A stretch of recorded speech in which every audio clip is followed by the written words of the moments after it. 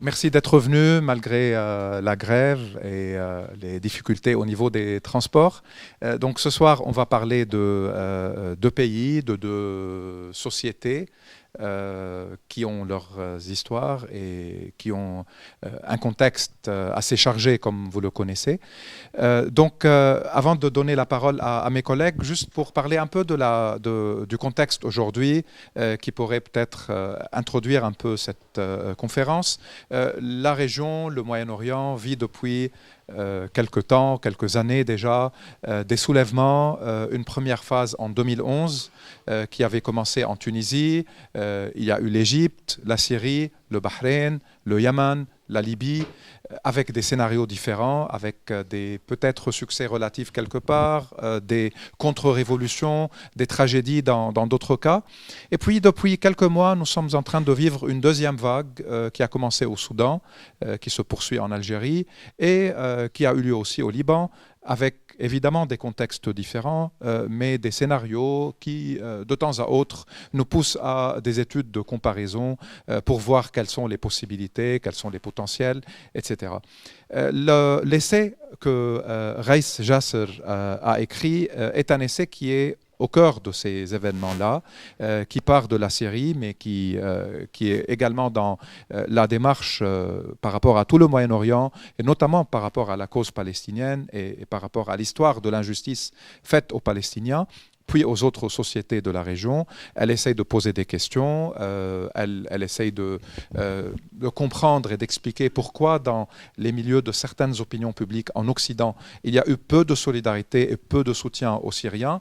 Est-ce que cela est relié à l'état des sociétés aujourd'hui?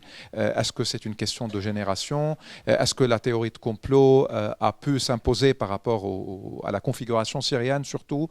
Donc elle se pose énormément de questions et elle nous aide un peu à voir et penser et comprendre ce qui se passe aussi de l'autre côté de la Méditerranée.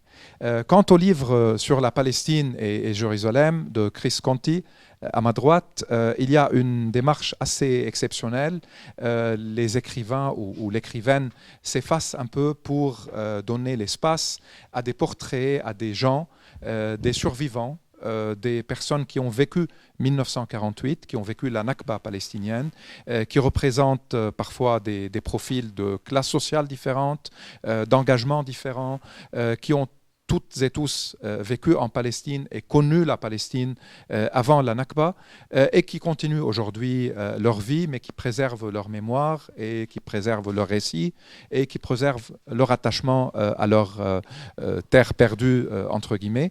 Puis il y a une autre partie qui parle de Jérusalem à travers les photos, à travers les images de Altaïr Alcantara, qui n'est pas avec nous ce soir, mais qui aurait pu peut-être être s'il n'y a pas eu quelques complications.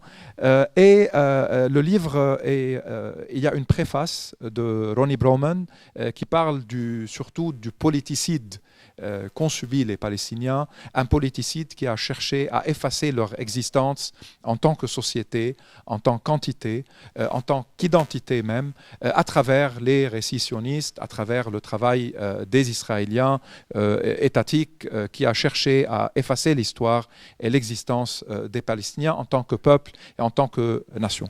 Donc je vais tout de suite donner la parole à Chris qui va commencer pour peut-être 10 minutes, une première partie, de présenter son expérience, les personnes qu'elle a rencontrées, comment et pourquoi elle a fait ce travail, pourquoi ce travail sur la mémoire à travers ces gens-là que vous avez choisis. Puis je donnerai la parole à Reis et on fera quelques allers-retours avant d'échanger avec vous, si vous le souhaitez, bien sûr.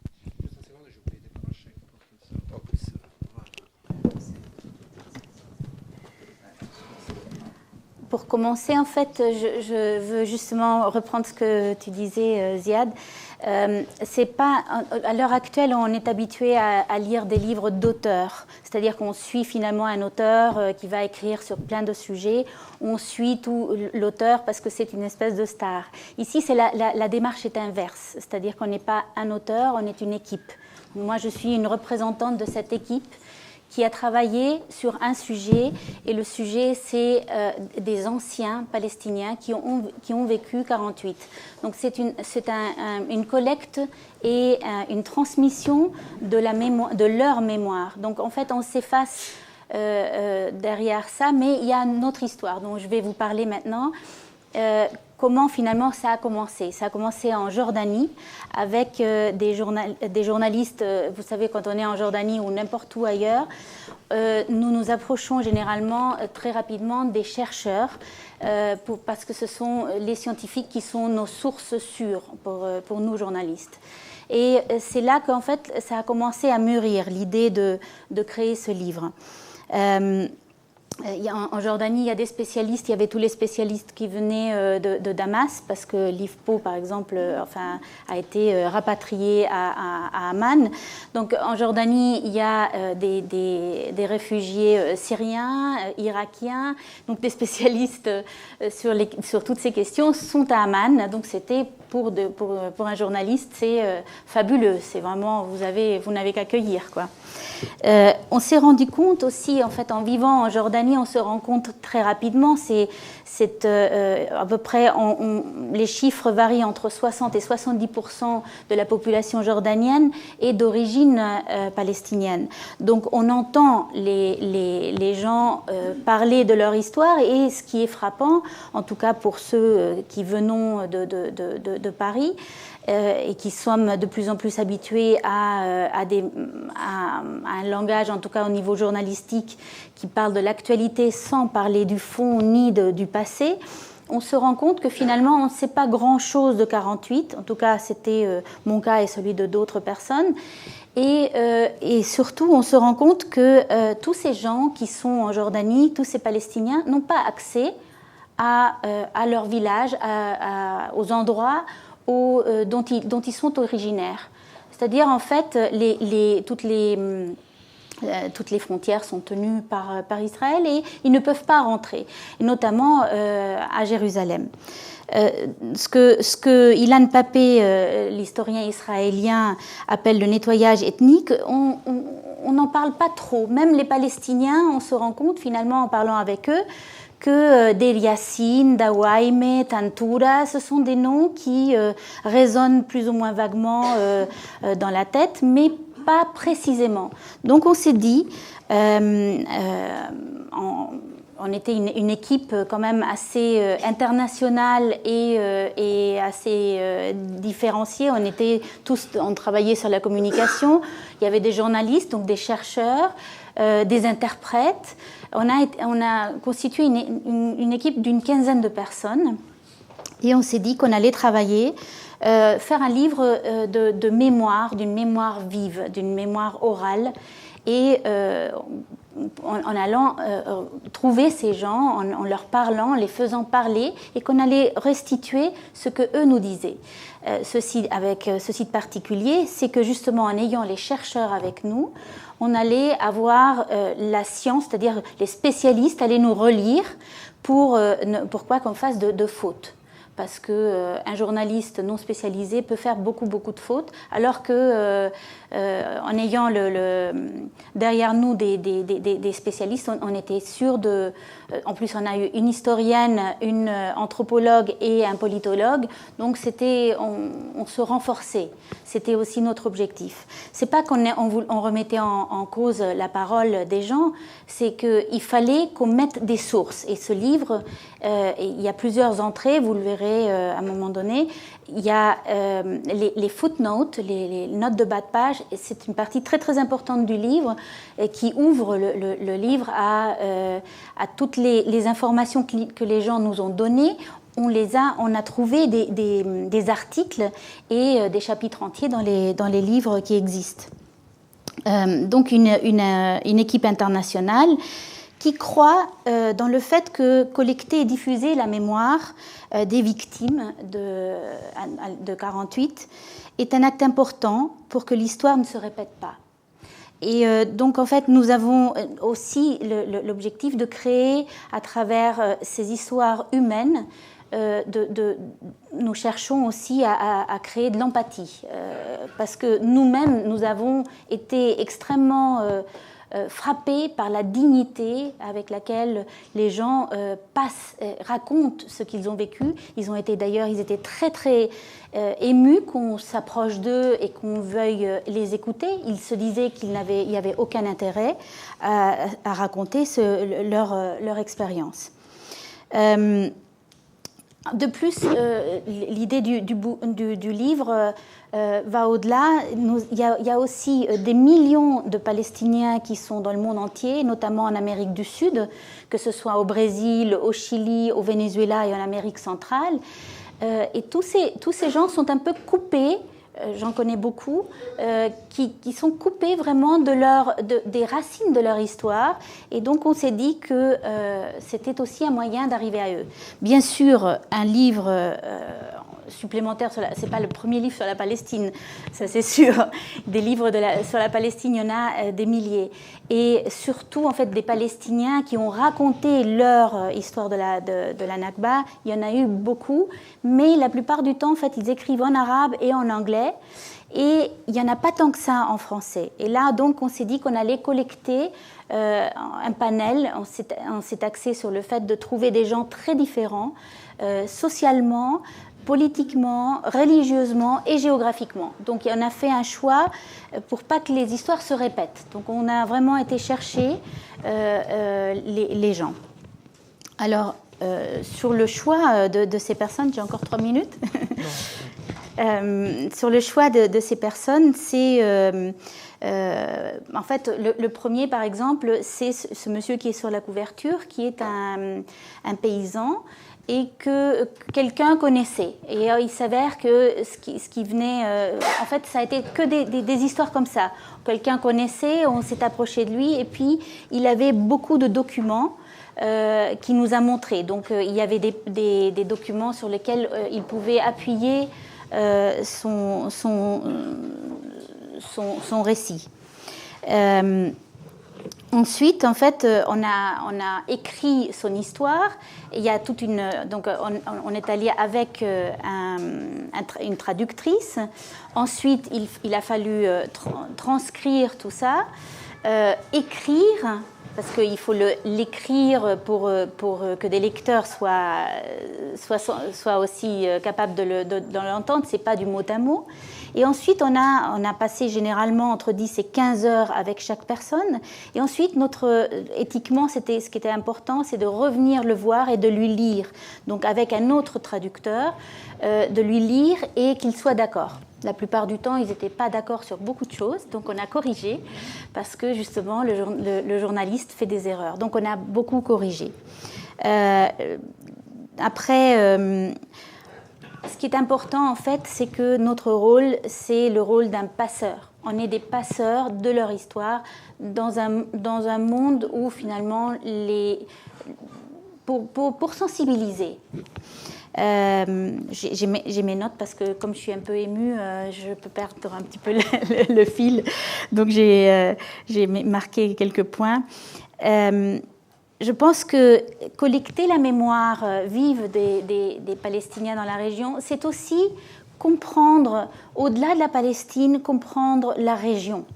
Parce que les Palestiniens sont tous partis finalement en 1948, un peu dans les pays à côté, qui ont eu chacun une stratégie différente pour les accueillir ou les assimiler ou ne pas les assimiler. La Jordanie leur a donné bien plus tard la possibilité d'avoir la nationalité, ce qui peut être bien vu, mais qui aussi peut être mal vu, puisque c'est peut-être une façon de les assimiler, mais c'est aussi une façon de les couper de la Palestine. Donc, tout a un bon côté et un mauvais côté. Ce n'est jamais noir ou blanc, quoi. Et ce qui était aussi très très important, c'est que toutes ces personnes qui ont vécu 48 sont en train de mourir à l'heure actuelle. Donc leur mémoire de première main est en train de partir et leurs descendants ne savent très souvent pas, ont entendu leurs parents, mais on ne parle pas à ces enfants de la même manière qu'on parle à des étrangers. On leur donne beaucoup plus de détails. Moi, je l'ai constaté avec beaucoup de personnes. Quand les enfants étaient assis à côté, ils intervenaient en disant « mais non ». Et en fait, c'est la personne âgée, l'ancien, qui avait raison. Et c'est en cherchant ensuite dans les archives et en trouvant des éléments que parfois j'ai découvert personnellement, mais nous tous qui avons travaillé, nous avons découvert des perles, enfin, des gens qui avaient des histoires très très fortes à raconter, notamment une femme qui était la nièce du Murtar de Dawaïmé, qui a été en octobre 1948 une ville totalement rasée. Voilà, je vais vous montrer quelques images. Vous pouvez parler un peu des profils peut-être de ces gens-là et de quelques histoires ou anecdotes qui vous ont frappé. On va commencer par Sohaïla. Sohaïla, c'est une petite femme de 1m38 qui vient de Jérusalem. Et elle, toute sa vie, c'est Jérusalem. Et maintenant, on l'empêche d'aller chez elle. Elle est en Jordanie. Oui, il y a un élément qui est important, c'est que nous sommes allés, bien sûr, en Palestine, nous sommes allés en Israël, nous sommes allés partout aussi en Jordanie. Nous avons bougé en fonction des personnes. C'est-à-dire que, en fait, nous avons vu aussi un Brésilien, un Chilien. Ce qui était intéressant, c'est la différence des histoires. C'était donc aussi des gens de l'intérieur. Parce que ça, c'est très très important. Ce sont eux qui sont finalement, à l'heure actuelle, il y a une femme qui raconte ça, qui dit « nous sommes les pierres vivantes de la Palestine ». Quoi. Donc ça, c'est Fouad Chahadeh. Fouad Chahadeh, il est mort maintenant, d'ailleurs, il est mort il y a peu de temps. C'était un avocat. Et lui, en fait, avec son frère, ils ont défendu, parce que ce qu'on ne sait pas très souvent, c'est que les gens qui ont dû partir, presque 1 million de personnes, de Palestiniens qui ont dû partir de la Palestine à l'époque, en 1948, non seulement ils ont perdu leurs terres et leurs avoirs, mais aussi leurs comptes en banque. Ils ont été gelés. C'est-à-dire que ces gens-là allaient à leur banque, notamment la Barclays et la Ottoman Bank, qui étaient deux grandes banques anglaises. Enfin,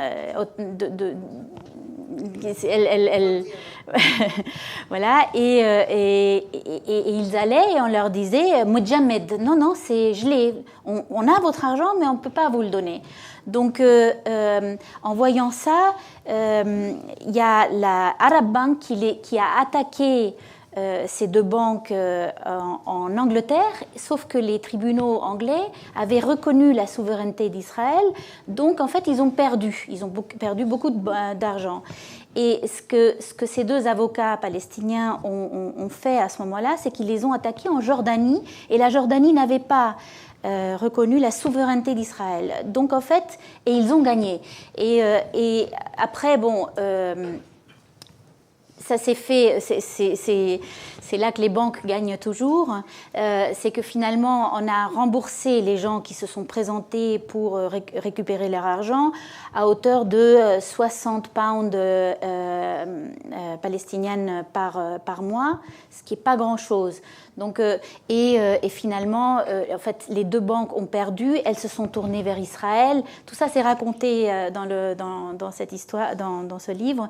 Les deux banques se sont tournées vers Israël, ont attaqué Israël en leur disant « Mais attendez, là, vous nous mettez en position de danger. » Donc, Israël a finalement contracté elle leur a dit, mais d'accord, ok, on va vous rembourser, mais on n'a plus l'argent parce que nous, on l'a utilisé pour construire Israël. Donc, il y a des situations comme ça qui sont intéressantes parce qu'on rentre dans la petite histoire et il y a la grande histoire derrière. Et c'est ça qui a été difficile, mais en même temps extrêmement passionnant à raconter. Donc ça, c'est Fouad. Ça, c'est un philosophe. Faisal Daraj, qui est un philosophe, et lui, donc son récit, et on rentre dans la douleur, dans une identité extirpée. Il vit, lui, à Amman. Il est allé en Syrie avant, il a passé les premières années, il est allé au Liban d'abord, et ensuite il est allé en Syrie. Et la Syrie accueillait très très bien en 1948 les Palestiniens, donc il a un souvenir de ça dont il parle. Donc ça, c'est Suleiman qui est sur la couverture, qui est le premier et qui est vraiment...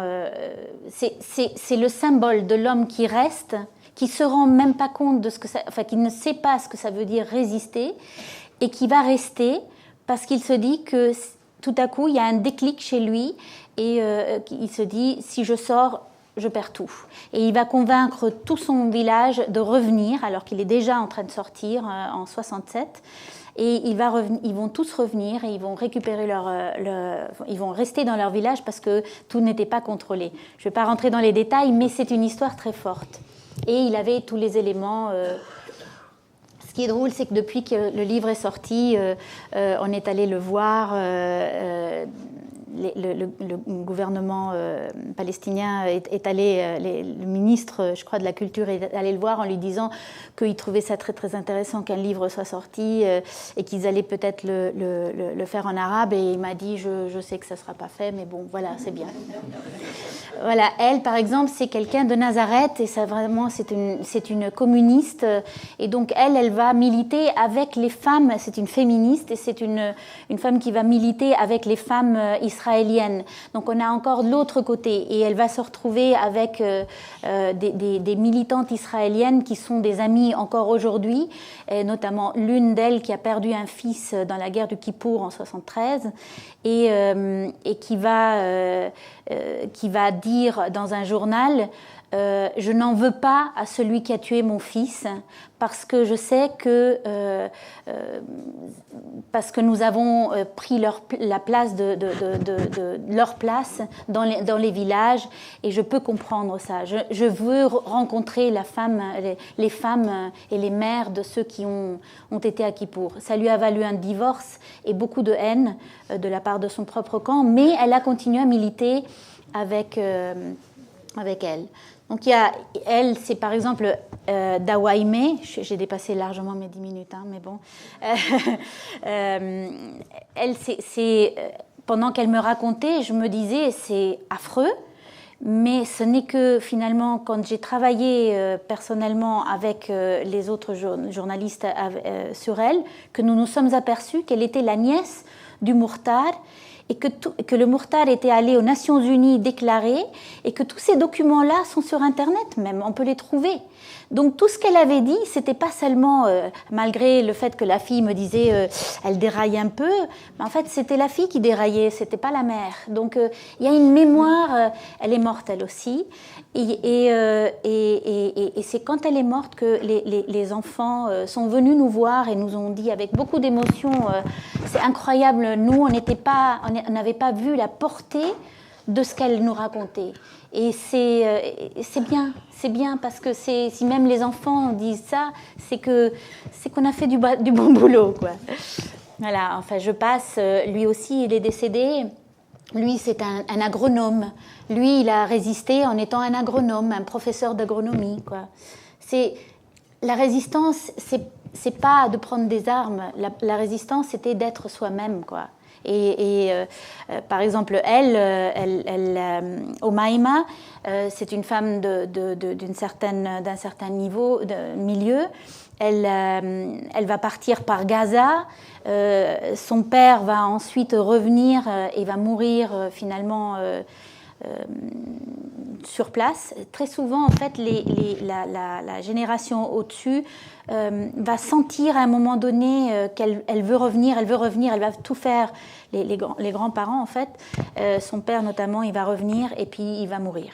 Ça arrive très souvent, ils meurent en Palestine, c'est leur rêve, c'est de pouvoir, ou alors s'ils meurent à l'extérieur, c'est qu'on les enterre en Palestine.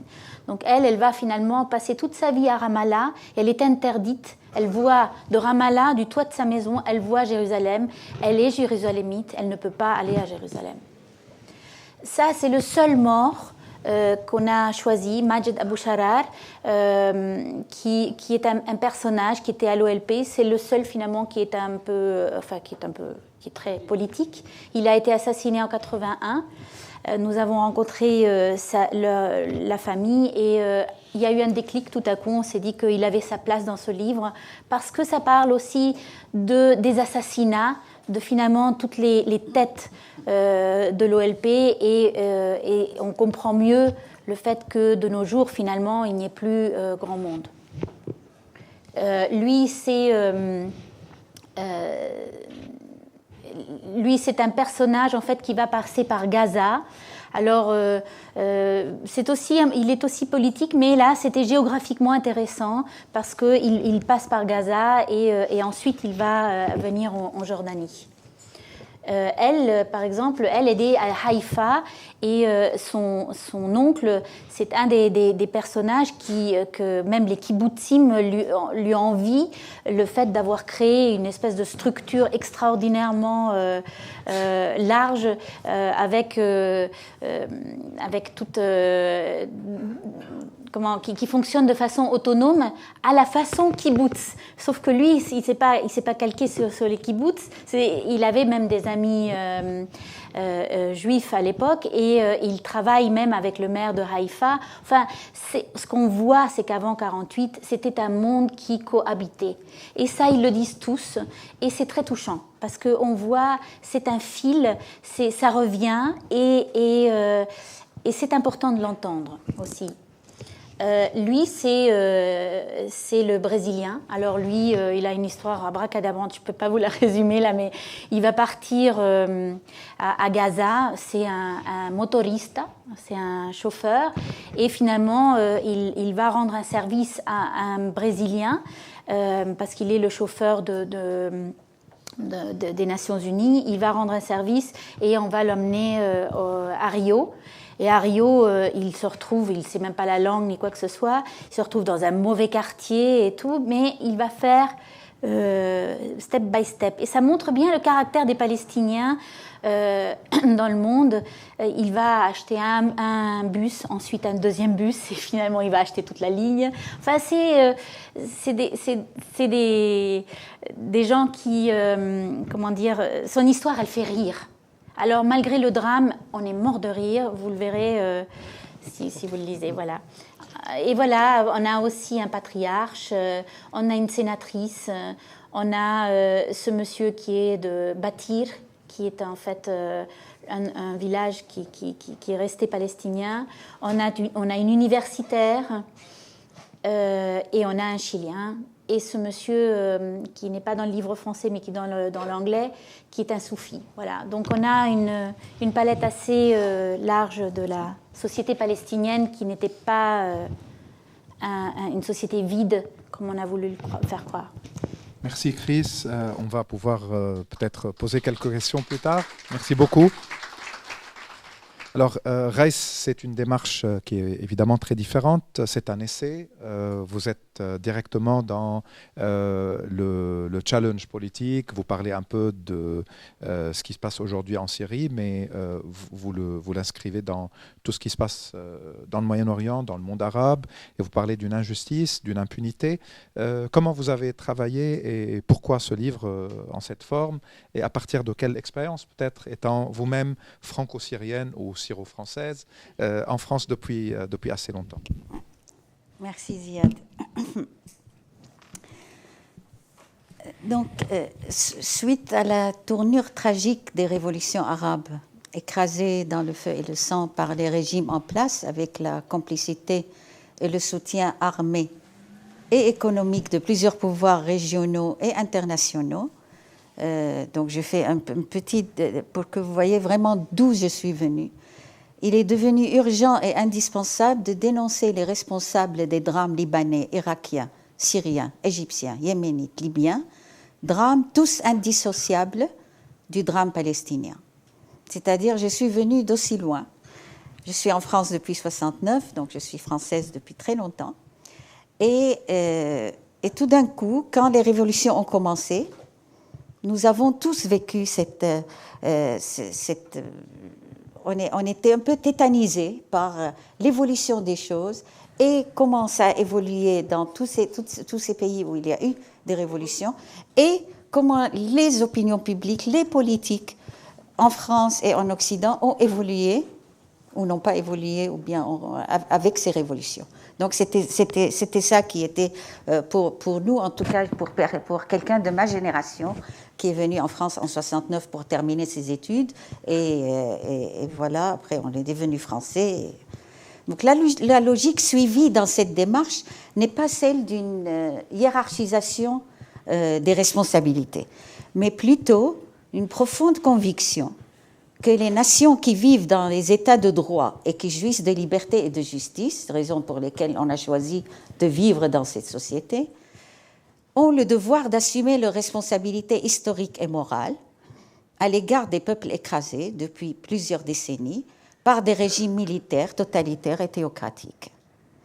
Ces nations, dont les dirigeants sont élus démocratiquement, doivent cesser de trahir les valeurs inaliénables sur lesquelles leurs États ont été fondés, au risque de voir ces mêmes valeurs se détériorer à l'intérieur de leur propre pays. Parce qu'on sait très bien que le fait d'être élu démocratiquement n'est pas du tout une garantie pour que les valeurs démocratiques soient respectées dans un pays comme le nôtre, en France.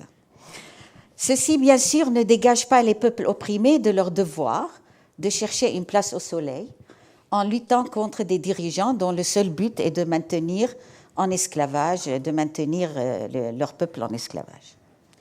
Donc ce livre a été écrit aussi pour rendre hommage au peuple arabe qui, depuis 2010, ont sillonné les rues et leurs villages et se sont rassemblés sur les grandes places de leurs villes afin de revendiquer leurs droits à la justice, à la dignité, à la liberté. Ces révolutions n'étaient donc jamais uniquement des révolutions pour le pain. Parce que ça, c'est ce on n'a pas arrêté d'entendre ça, alors que tous les slogans dans les révolutions arabes, ils parlaient de corruption, comme maintenant d'ailleurs on va y venir tout à l'heure, comme maintenant en Algérie, au Liban. Ils parlaient de corruption, mais ils parlaient de dignité, de liberté, de démocratie. Les Syriens, après 50 ans non, même beaucoup plus, parce qu'on peut dire qu'en 59, avec l'unité avec l'Égypte, c'était la dernière fois où il y avait un régime démocratique, mais les jeunes les générations de mes neveux, nièces ne connaissent pas du tout, même, pas seulement en France, on ne connaît pas ça du tout, mais les jeunes générations de Syrie et du monde arabe ne connaissent pas du tout qu'il y a eu à peu près 20 ans de démocratie en Syrie, depuis 1946 jusqu'à 1959. Il y a eu 3 coups d'État qui ont duré 3 ans, 1 an et demi, un an et 1 an. Et après, c'était de 1946 à 1959, c'était des démocraties parlementaires. Une démocratie parlementaire qui a fonctionné, où il y avait des Kurdes, comme il y avait de toutes les confessions, et celles qui étaient dans ce Parlement n'étaient pas là pour représenter leur ethnie ni leur confession. Ils et elles étaient là comme des citoyens ou citoyennes syriens. Donc ça c'est des choses qu'on est obligé sans arrêt de rappeler, de dire.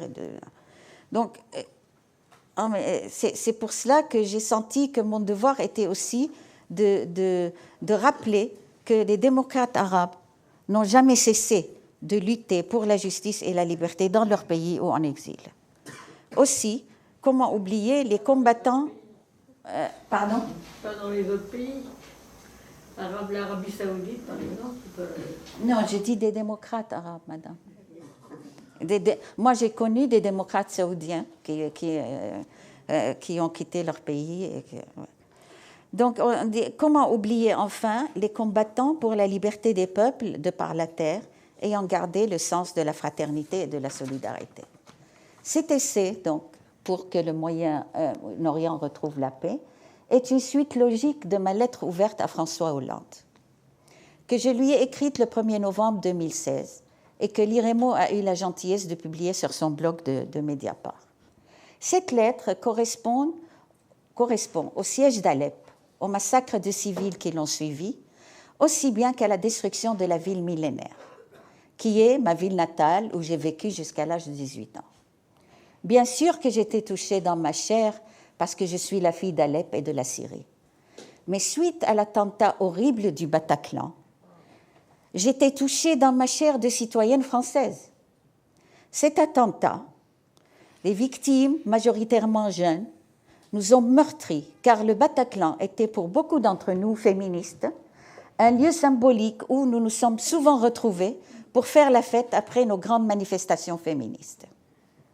Donc, j'en profite ici pour dire que je n'ai pas dit ce que je n'ai pas dit directement dans mon essai. Ma lettre à Hollande, aussi bien que mon essai, émane d'une exigence et d'une colère de citoyenne française, d'une chercheuse qui abhorre toute démarche essentialiste. C'est pour cela que mon propos concerne les autorités politiques occidentales, et particulièrement françaises, parce que je suis française, et les régimes arabes et régionaux, c'est-à-dire les régimes iraniens, quand j'ai dit régionaux, c'est-à-dire avec les régimes arabes, iraniens, turcs et israéliens, parce qu'ils sont tous impliqués dans ce qui s'est passé. La révolution syrienne, je pense que vous êtes très nombreux à savoir, commence donc à Daraa et s'étend assez vite sur une grande partie de la Syrie.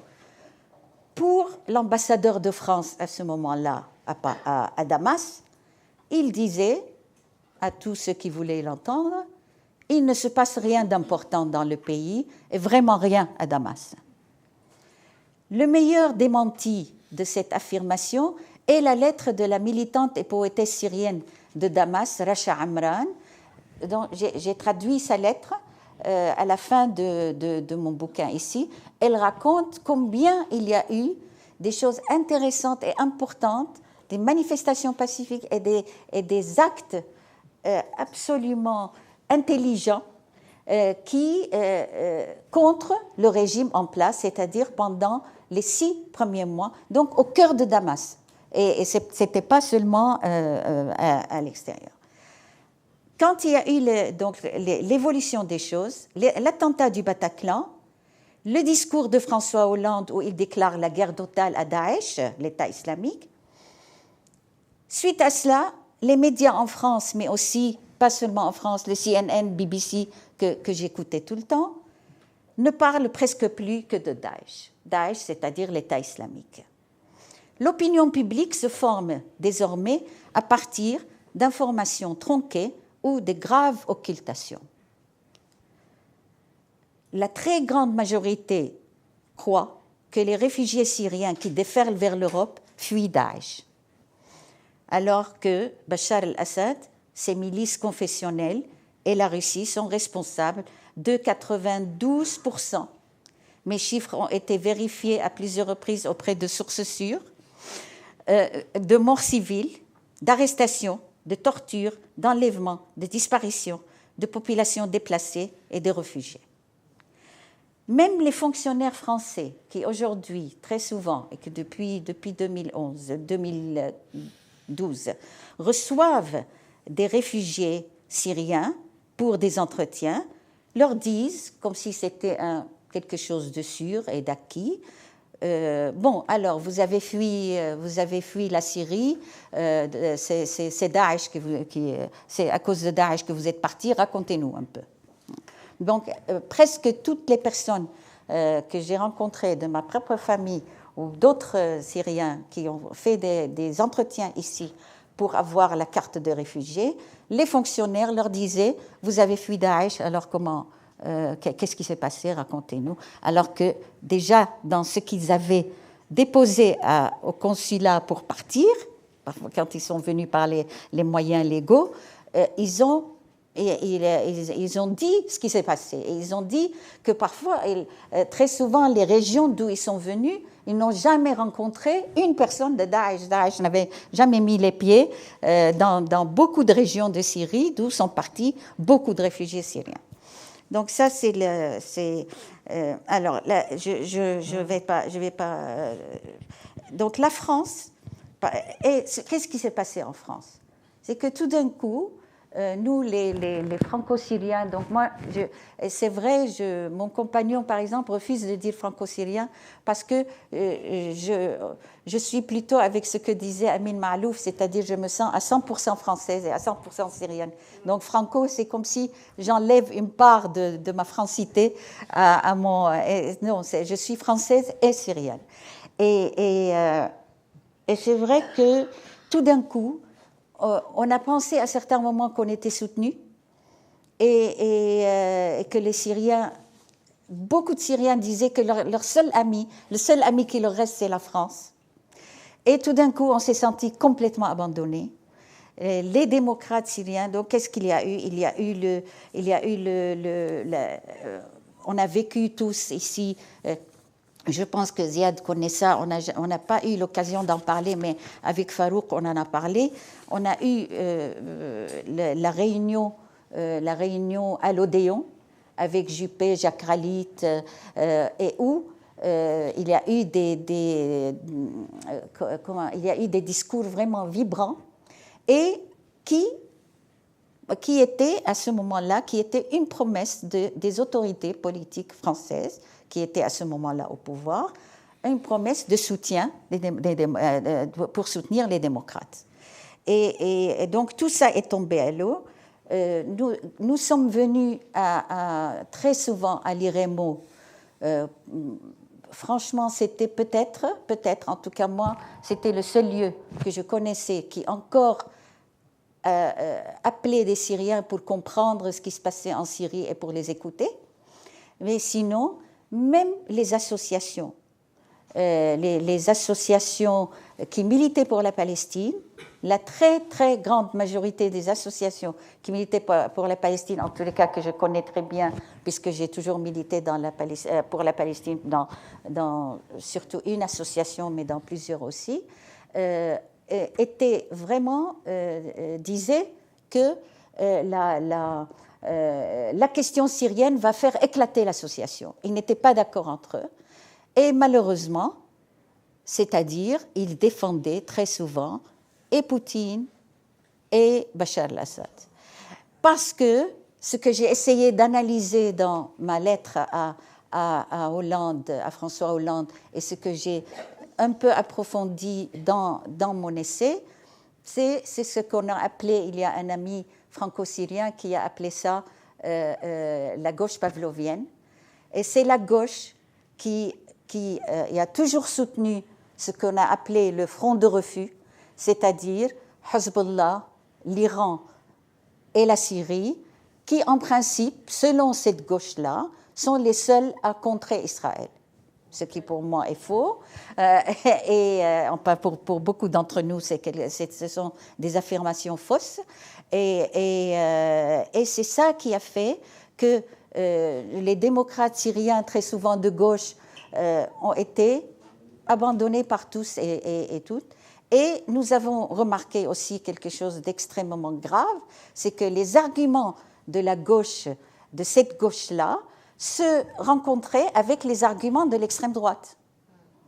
Et on l'avait souligné, on l'avait très souvent souligné, mais bon, et là, je tiens à dire que la gauche, ce qu'on a appelé la gauche pavlovienne, c'est pas uniquement des Français, des intellectuels arabes.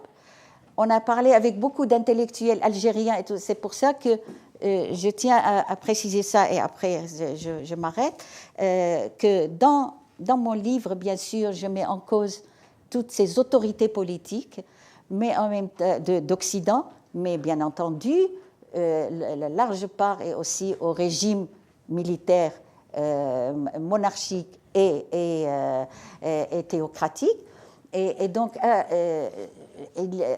non seulement ces régimes, bien entendu, sont des régimes pourris qui sont là pour esclavagiser leur peuple, mais aussi,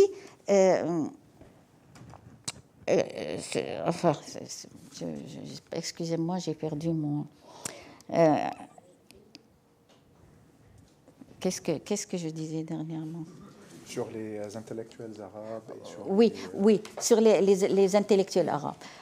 C'est-à-dire, c'était une deuxième ou une troisième douleur, si vous voulez, parce que même nos amis arabes, qui étaient très souvent de gauche, étaient aussi encore en train de soutenir des régimes, genre régime Bachar al-Assad ou régime, alors que les démocrates avaient compris depuis très longtemps que depuis que les démocraties dans les pays arabes n'ont plus existé, moi je l'ai vécu personnellement avec un père qui a toujours été démocrate, il était journaliste et il a dû quitter le Liban depuis que le parti Baas est arrivé au pouvoir.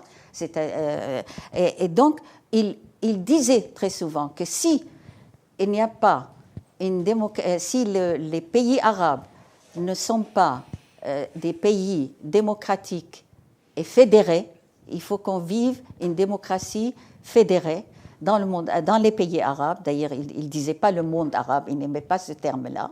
Dans les pays arabes, des pays démocratiques et fédérés, si on ne vit pas ça, le pays va être démantelé. Toute la région va être démantelée parce que c'est le projet que Sykes-Picot a essayé avec la théorie aussi de Sykes-Picot et avec la théorie sioniste que nous sommes une mosaïque de peuples et de religions. Quand on dit mosaïque, c'est-à-dire on vit les uns à côté des autres, mais on ne vit pas les uns avec les autres. C'est ça le mosaïque. Alors que ce n'était pas le cas, en tout cas dans notre région. Et c'est pour cela que les douleurs étaient accumulées, douleurs de citoyennes françaises, douleurs de citoyennes syriennes. Et en même temps, c'était un devoir de ma part, un devoir de citoyenne française et de Syrienne. Je ne suis pas réfugiée parce que j'ai choisi d'être française, mais en même temps, si je suis partie, c'était parce que depuis 1969, on ne pouvait plus vivre en Syrie. On savait que la Syrie, pour des intellectuels, est devenue invivable. Voilà. Merci Raïs. Avant de commencer l'échange avec vous, je souhaite juste rapidement peut-être parler de Jérusalem et des photos que vous avez prises ou que M. Alcantara a pris à Jérusalem. Oui, pardon. En fait, au début, on s'était dit qu'on allait photographier les lieux de mémoire dont les personnes allaient parler. Donc le photographe est allé sillonner Israël, le territoire palestinien. Et en fait, il s'est rendu compte qu'il y avait un véritable décalage entre ce qu'il voyait et ce dont eux se souvenaient. Surtout quand ils ne vivaient plus à l'endroit. Par exemple, il parlait d'une merveilleuse maison et il y avait des ordures à la place. Donc on s'est dit que finalement ça allait être un couteau dans la plaie et que c'était pas bien de le faire, quoi.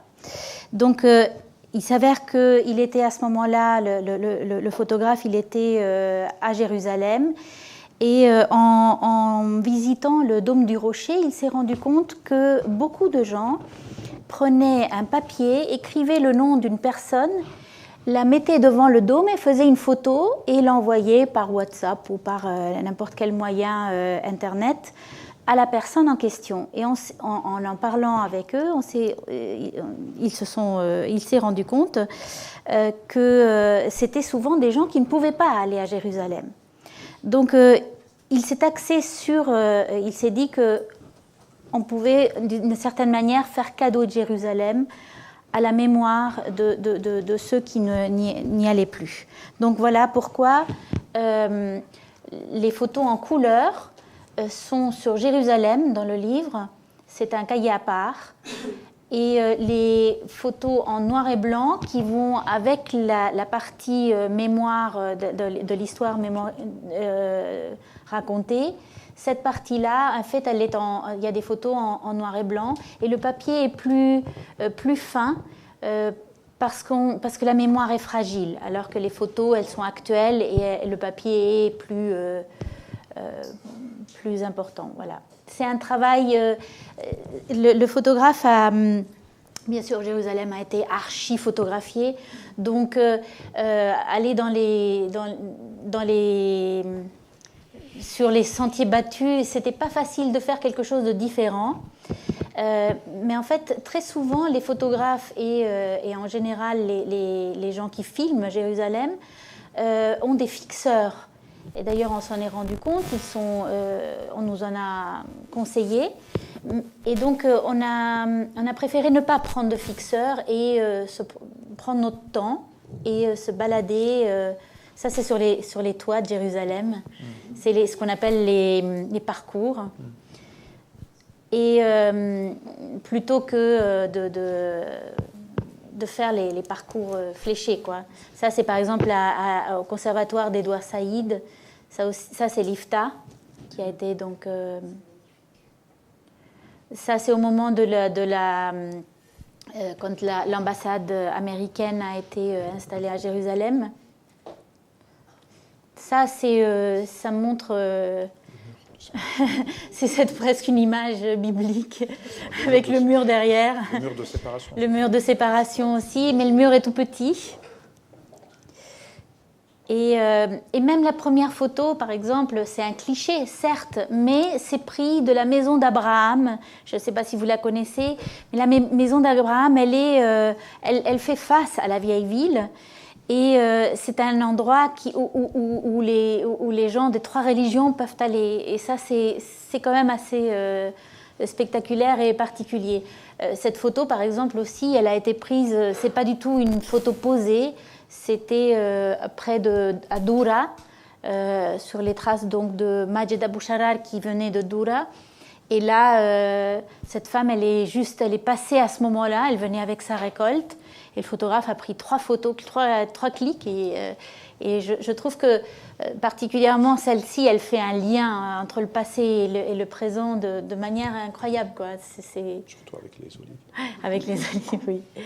Ça, c'est par exemple Nabi Samuel, qui est en fait l'endroit le plus haut des alentours de Jérusalem et qu'on voit de partout, finalement. Et une des histoires, celle de Omaïma Mortadi al-Alami, elle a grandi à Nabi Samuel, elle vivait dans la mosquée qui était juste au-dessus, qui est en fait Nabi Samuel, c'est the grave, la tombe du prophète Samuel. Ça, c'est des enfants qui mettent les mains.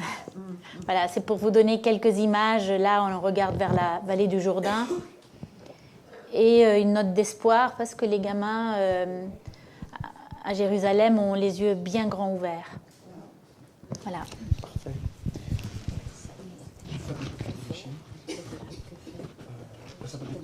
Conclusion. Sur le micro, ouais. Une conclusion de Raïs. Parce que en discutant un peu avec Ziad, il m'a dit il faudrait quand même peut-être qu'on se pose la question que faire maintenant après tout ce qui est arrivé. Et moi je me dis que même si le tableau est noir aujourd'hui, ce que je vous ai présenté, il ressort quand même quelque chose de très intéressant.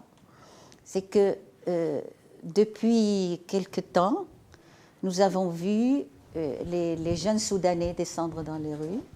Le Soudan a été suivi par l'Algérie. Après l'Algérie, c'est l'Irak, je pense. Et après l'Irak, c'est le Liban. Et donc, malgré tout ce que ces peuples, disons pour ne prendre comme 2 exemples forts, le Yémen et la Syrie, tout ce qui leur est tombé sur la tête, ça n'a pas fait peur à ces peuples de ressortir dans les rues et d'avoir la même démarche, c'est-à-dire une démarche pacifiste, même si on n'a pas arrêté de dire que très vite la révolution en Syrie a été armée, etc., militarisée, etc. Et ça, moi, c'est ça qui me donne de l'espoir. Je me dis, même si ça va prendre très longtemps encore, il y a 2 jours, une coordination pour la démocratie en Syrie à Paris m'a invité aussi pour parler de la relation France-Syrie dans mon essai. Et il me disait, mais qu'est-ce qu'on peut faire et pourquoi on a échoué? Alors, on était plusieurs à refuser ce terme-là. Nous ne pensons pas que ces jeunes qui sont descendus dans la rue pour demander, pour revendiquer la liberté et la dignité, et aussi des meilleures conditions économiques, aussi moins de corruption, contre la corruption et le confessionnalisme en Irak et au Liban. On était très étonnés de voir que ce sont les deux thèmes qui sont venus sans arrêt dans le... et en même temps, tout ce qu'on a essayé de... par exemple, au Liban, quand il y a eu des... comment dire, il y a eu des propos comme quoi on va renvoyer les Syriens chez eux du Liban. Eh bien, les Libanais, un de leurs premiers slogans, c'était... il parlait du ministre qui a lancé cette idée, Bassil, et il disait Bassil, barra barra, et les Syriens joua joua, c'est-à-dire Bassil dehors et les Syriens dedans. Donc, il y a eu des slogans de solidarité tout de suite avec ces peuples qui, de nouveau, se soulèvent. Est-ce que ça va être facile? Non, certainement pas. On le voit déjà. Ziad est parti au Liban, il peut vous en parler beaucoup mieux que moi. Et il est libanais. Donc, moi, j'ai de l'espoir. Et je me dis quand même, pour qu'en Occident, qu'il y ait un autre rapport, il faudrait qu'on cesse avec les images néocolonialistes qui sont héritées du colonialisme et qui sont, on regarde ces peuples-là sous le prisme du confessionnalisme et de l'ethnicisme et des tribus. C'est des tribus, soit des confessions, soit des ethnies qui vivent à côté les uns des autres. Eh bien, c'est pas ça, la région. Ça fait très longtemps que c'est pas ça. Ce n'est plus ça, en tout cas, à pas mal de niveaux.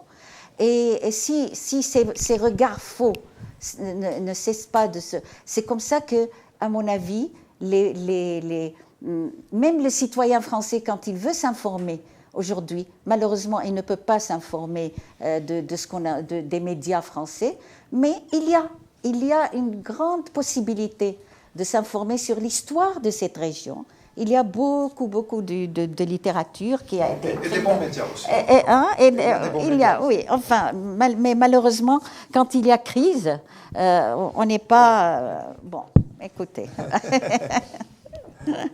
La preuve, c'est qu'on n'a pas eu moi, très souvent, quand je posais la question de « dites-moi ce qui s'est passé racontez-moi ce qui s'est passé en Syrie hier ou ce qui s'est passé au Yémen », j'avais toujours Alors, de temps à autre, il y avait un article dans Le Monde.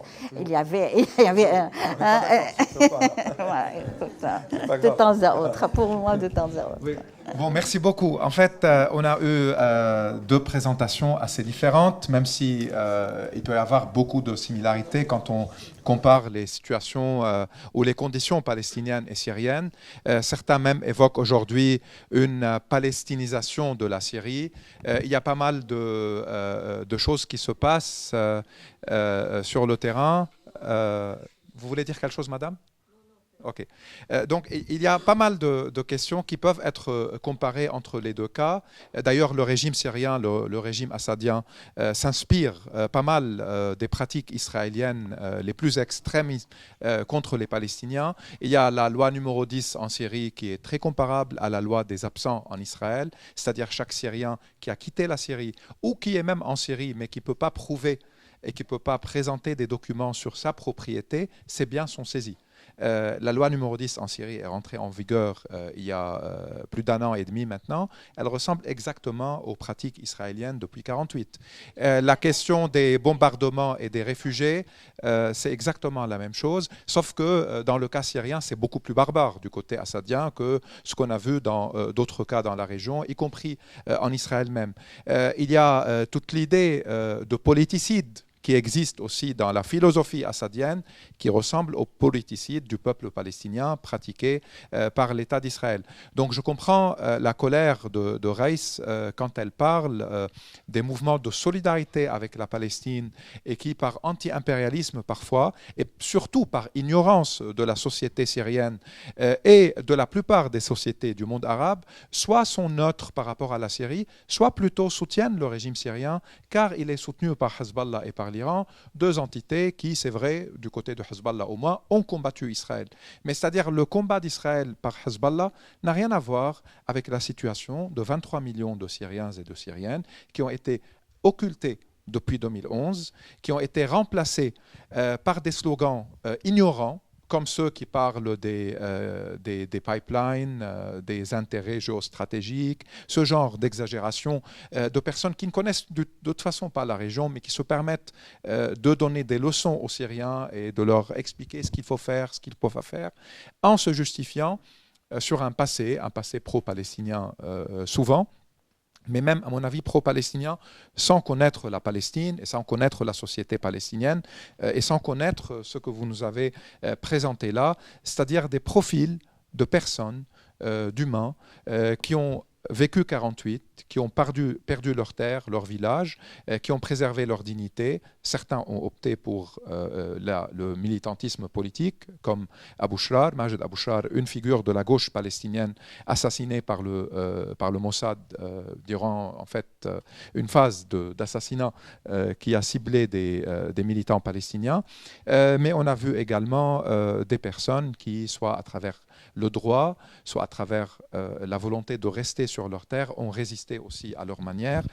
Donc des résistances, des tragédies, dans le cas syrien comme dans le cas palestinien, mais en même temps une note d'espoir, que ce soit à travers les yeux de cette jeune fille ou à travers ce qui se passe aujourd'hui en Irak, au Liban, en Algérie, au Soudan, et aussi en Syrie et en Égypte et en Tunisie, au Yémen, en Libye, où il y a toujours, et dans toute la région, où il y a toujours des jeunes et des moins jeunes qui écrivent, qui refusent la censure, qui travaillent, qui utilisent les réseaux sociaux, qui ont des contacts et des amis et des cousins et des cousines à l'étranger, qui manifestent, qui ont brisé le mur de la peur et qui essayent malgré tout de changer leur situation. Évidemment, ça n'a pas été facile et ça ne va pas l'être. Peut-être on peut parler même de défaites dans certains cas, mais ce ne sont pas des défaites, disons, définitives ou finales. Il peut toujours y avoir, encore une fois, des vagues de soulèvement. La preuve, ce qui se passe aujourd'hui à travers la région. Je vous donne la parole si vous souhaitez commenter, poser des questions à Reis comme à Chris. Moi, j'ai une question toute simple. J'en reviens sur le livre. Israël est présenté et reconnu dans le monde comme étant l'une des plus grandes démocraties, n'est-ce pas? Reconnu jusqu'à semble-t-il, je finis jusqu'au bout, et un des pays les plus libéraux. J'ai une simple question. Qu'en est-il de la diffusion de votre livre en Israël?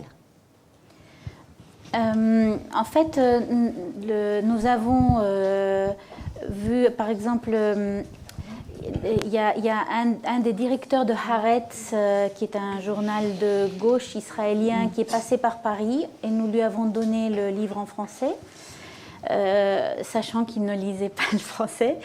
Mais là, en fait, nous attendons, l'anglais vient de sortir et il va s'adresser justement à des personnes qui sont en Israël. Nous sommes en train de voir comment leur faire parvenir.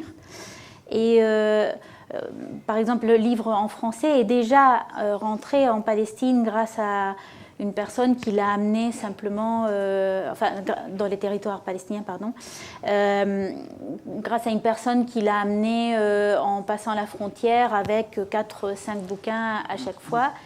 Et c'est plutôt du cas par cas, parce que si vous passez à la frontière avec un livre comme ça, je ne suis pas sûre qu'il passe. Il n'y a pas une distribution officielle?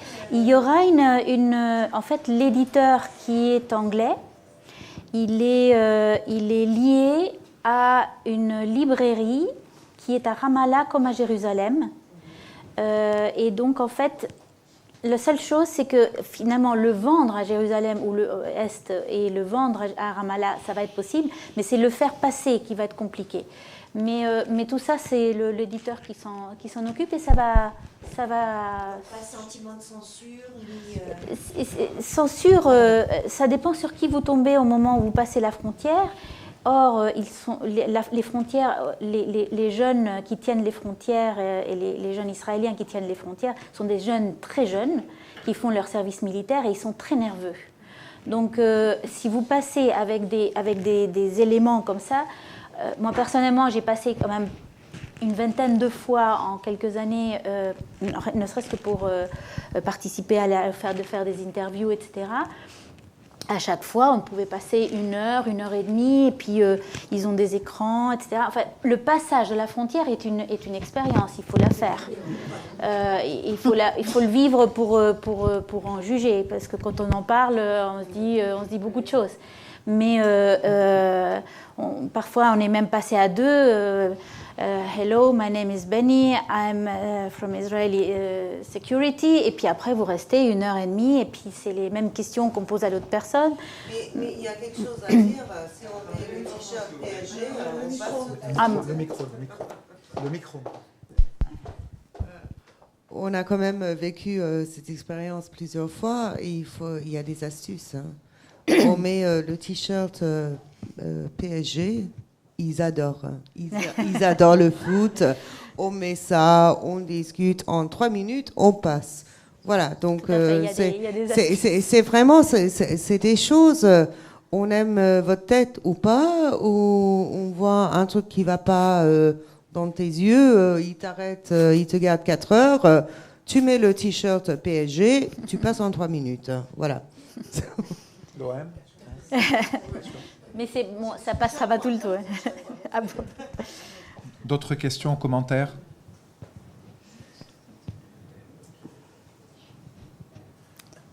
Vous pouvez si vous voulez une deuxième fois, c'est pas grave.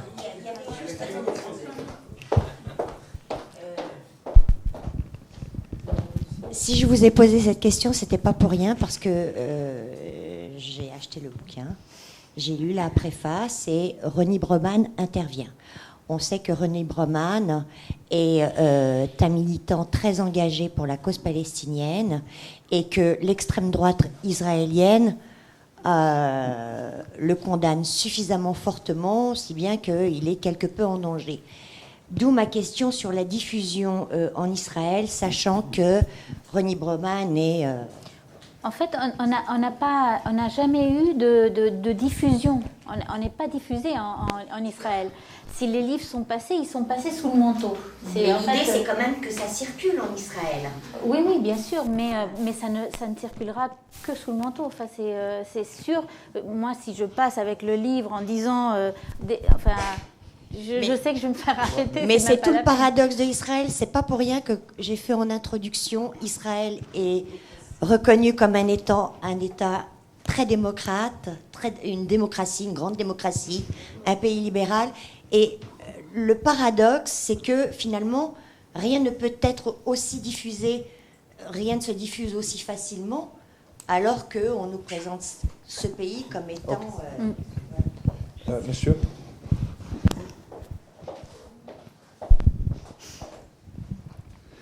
Merci. Je voulais juste, à propos de la déception que peut provoquer la position de la France dans le conflit syrien, rappeler simplement le mot de Robert Badinter, qui est grand avocat, grand ministre de la Justice, et qui, à chaque fois qu'il entend quelqu'un dire « la France, patrie des droits de l'homme », dit « non, monsieur, la France n'est pas la patrie des droits de l'homme, la France est la patrie de la Déclaration des droits de l'homme ». Oui. Et en cela, il pointait une caractéristique souvent de la politique, en particulier en moyen française, c'est l'écart entre les déclarations, les proclamations, les principes et la réalité de l'action sur le terrain. C'est la Troisième République française qui a envoyé l'armée laïciser de force les écoles bretonnes en arrachant les crucifixes et tout ça. Elle contribue à la création du système confessionnel au Liban. Et lorsque Clemenceau, qui bien comme de droite était un des rares anticolonialistes à l'époque, interpelle le président du Conseil au Parlement et lui dit « Mais comment vous faites, comment vous contribuez à faire ça ?» Et le président du Conseil lui dit « Monsieur Clemenceau, la laïcité n'est pas un produit d'exportation. » D'accord. Des questions sur la Palestine ou sur la Syrie, ou sur les deux livres? J'ai peut-être une petite chose à... Ah, pardon. Oui, bonsoir. J'avais une question au sujet de... J'avais échangé dernièrement avec un jeune de Nazareth, et ce qui m'avait surpris, c'est qu'il ne se définissait pas comme palestinien. Pourtant, je lui avais tendu un peu, en échangeant, je lui avais tendu la perche. Non, il se définissait comme spécifiquement israélien, enfin arabe israélien. Est-ce que vous pouvez m'éclairer? Nazareth est en Israël, et en fait, il y a plusieurs positions, hein, mais je l'ai vu par rapport à l'un des personnages qui est interrogé, qui vient aussi de Nazareth. Elle dit très clairement, en fait, elle est restée. D'abord, sa famille a décidé de rester, de ne pas partir, alors que Nazareth, à ce moment-là, allait être certainement rasée de ses Arabes. C'est ce qu'il s'attendait à ça. Et finalement, en fait, le commandant qui devait faire ça, le commandant israélien qui aurait dû éradiquer, disons, la ville de ces Arabes, ne l'a pas fait. Et d'ailleurs, il a été démis de ses fonctions quelque temps après. Elle en parle dans le chapitre, c'est assez intéressant. Mais elle, ce qu'elle dit, c'est qu'elle se bat pour les Palestiniens, parce que pour elle, c'est clair, Israël existe, de toute façon, vous n'allez pas aller contre ça. Par contre, les Palestiniens, pour elle, sont ceux qui sont à la West Bank. Donc ceux-là, ils se battent encore pour une Palestine, parce que la Palestine n'existe pas, Israël existe. Donc eux, à Nazareth, ils ont give up. Ils ont d'une certaine manière, ils ont choisi de rester en Israël, qu'ils n'appellent pas Israël, ils appellent 48. Mais eux sont des Arabes israéliens. Ils ne sont plus, ils ne font pas partie de ceux qui vont se bagarrer pour avoir un État palestinien. Si jamais l'État palestinien existait un jour, ce dont ils doutent fort, parce qu'ils remettent en cause même la politique de l'autorité, qui est remise en cause aussi par les Palestiniens, il faut le dire. En fait, c'est pour eux. Mais elle qui reste à Nazareth, elle est israélienne, ça fait 70 ans. Elle est arabe israélienne, elle voudrait avoir les mêmes droits, donc il y a une espèce de... c'est pas baisser les bras, c'est pas ça, ils restent là où ils sont. C'est là qu'ils ont leur maison. Je ne défends pas, je dis simplement ce qu'elle m'a dit. Je ne suis absolument pas dans le jugement ni quoi que ce soit. Mais ce qu'ils ont vécu en 1948, c'était dur. Non, mais la réalité des choses aussi fait qu'ils ont la nationalité israélienne. Et 20% aujourd'hui de la démographie israélienne est composée de Palestiniens qui sont restés dans les territoires de 48 et qui ont obtenu la nationalité israélienne.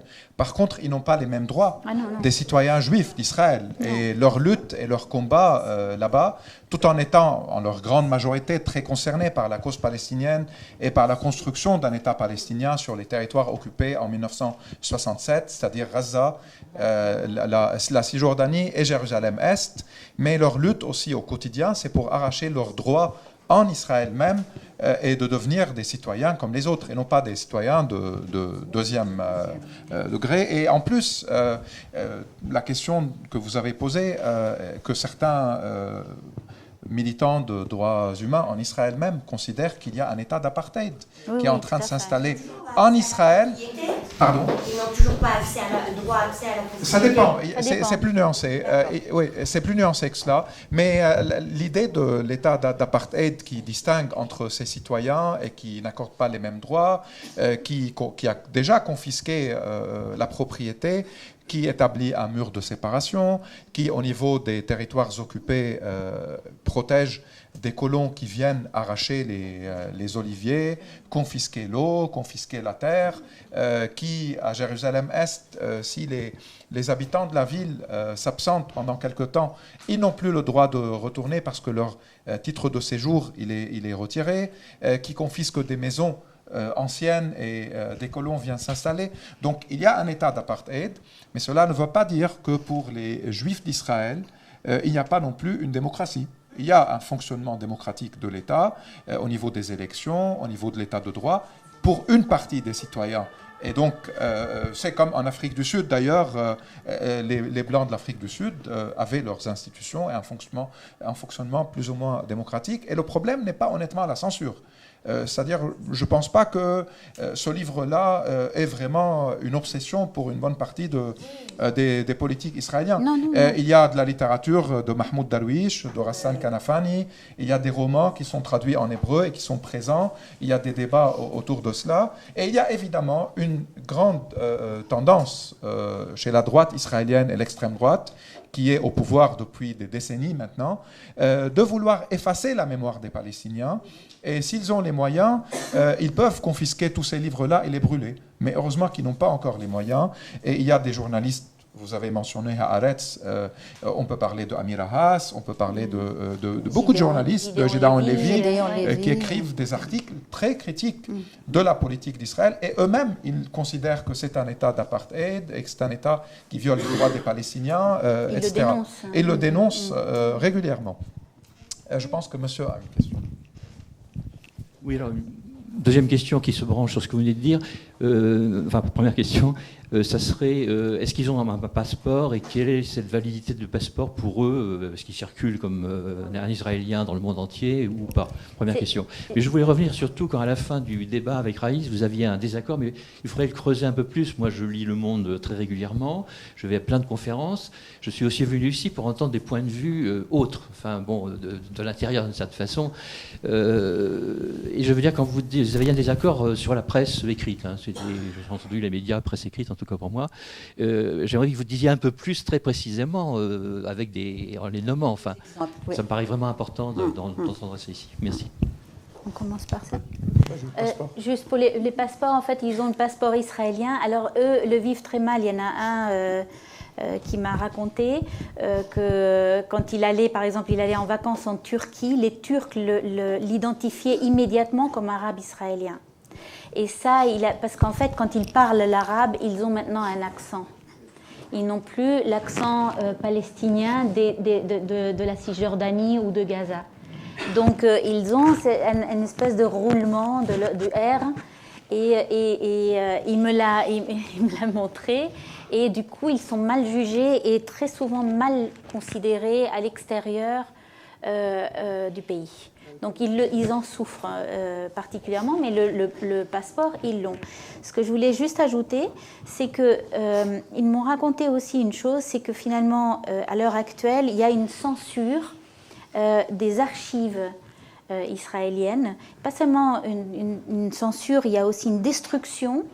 Et les archives israéliennes sur lesquelles beaucoup d'historiens israéliens même ont cherché et ont trouvé des témoignages et des choses qui ont permis finalement de savoir beaucoup de choses qui sont dites dans le livre, mais qui sont dites par Ilan Papé, qui est un historien israélien, Avi Shlaim, enfin il y en a un certain nombre.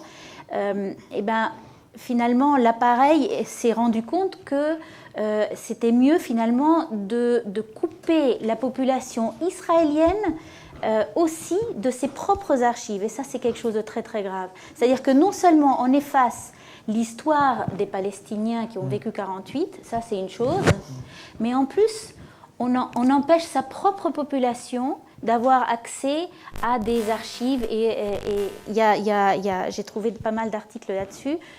C'est vraiment intéressant, mais c'est très grave. Et tous ceux qui ont étudié à un moment la psychologie savent que les gens sentent qu'il y a quelque chose. Et donc, plus on sent, plus il y a un malaise. Et le malaise va grandir à l'intérieur d'Israël même. Les Israéliens vont le sentir. Et il n'y a rien de pire que de savoir qu'on nous ment, quoi. Mais à l'heure actuelle, on n'y est pas encore à cette espèce de malaise qui va éclater à un moment donné. Il y a quelques historiens israéliens qui ont fait d'autres démarches de recherche depuis 10 ou 15 ans, je crois. Ceux-là réagissent à la destruction des archives ? Pour l'instant, je pense que oui, hein, je n'en sais rien. Je n'en sais rien. Là, c'est juste, j'ai vu qu'il y avait par exemple beaucoup de gens de l'État, des gens du gouvernement qui avaient le droit d'amener une partie d'archives chez eux quand ils allaient travailler chez eux et qui ne les ramenaient pas. Il y a aussi la déformation. Par exemple, en 1937, il y a une lettre de Ben Gourion à son fils qui a été par la suite déformée. Où il dit exactement l'opposé. Et en fait, il y a beaucoup de modifications des archives et ça, c'est grave. Les nouveaux historiens ont été affaiblis dans les dernières années. Leurs récits ont été vraiment affaiblis. Notamment et certains Benny ont Morris. même... Benny Morris a retourné. Il a presque regretté son travail de nouvel historien ou de post-sioniste. Et Ilan Pappé se trouve à Londres. Il n'est plus en Israël. Donc, ce courant a été assez affaibli par la montée de la droite et de l'extrême droite et par l'affaiblissement et l'opportunisme aussi d'une partie de la gauche israélienne qui aujourd'hui est assez marginale. Par contre, juste deux choses très rapidement.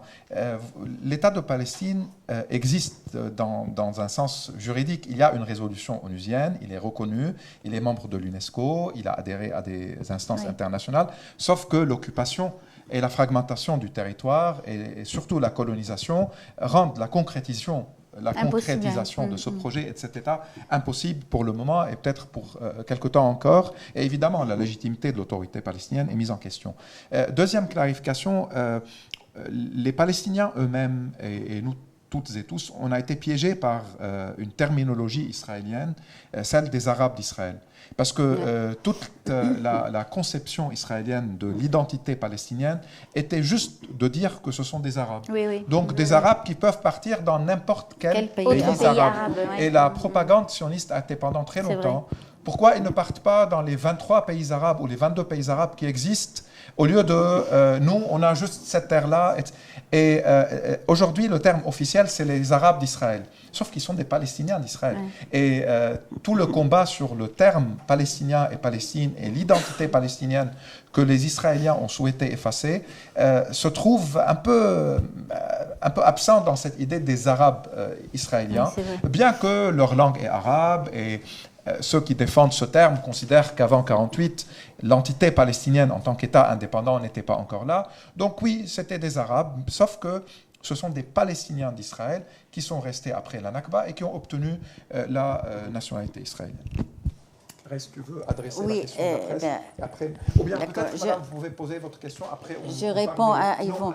Juste pour... D'accord, ok. C'était pour... oui, d'accord.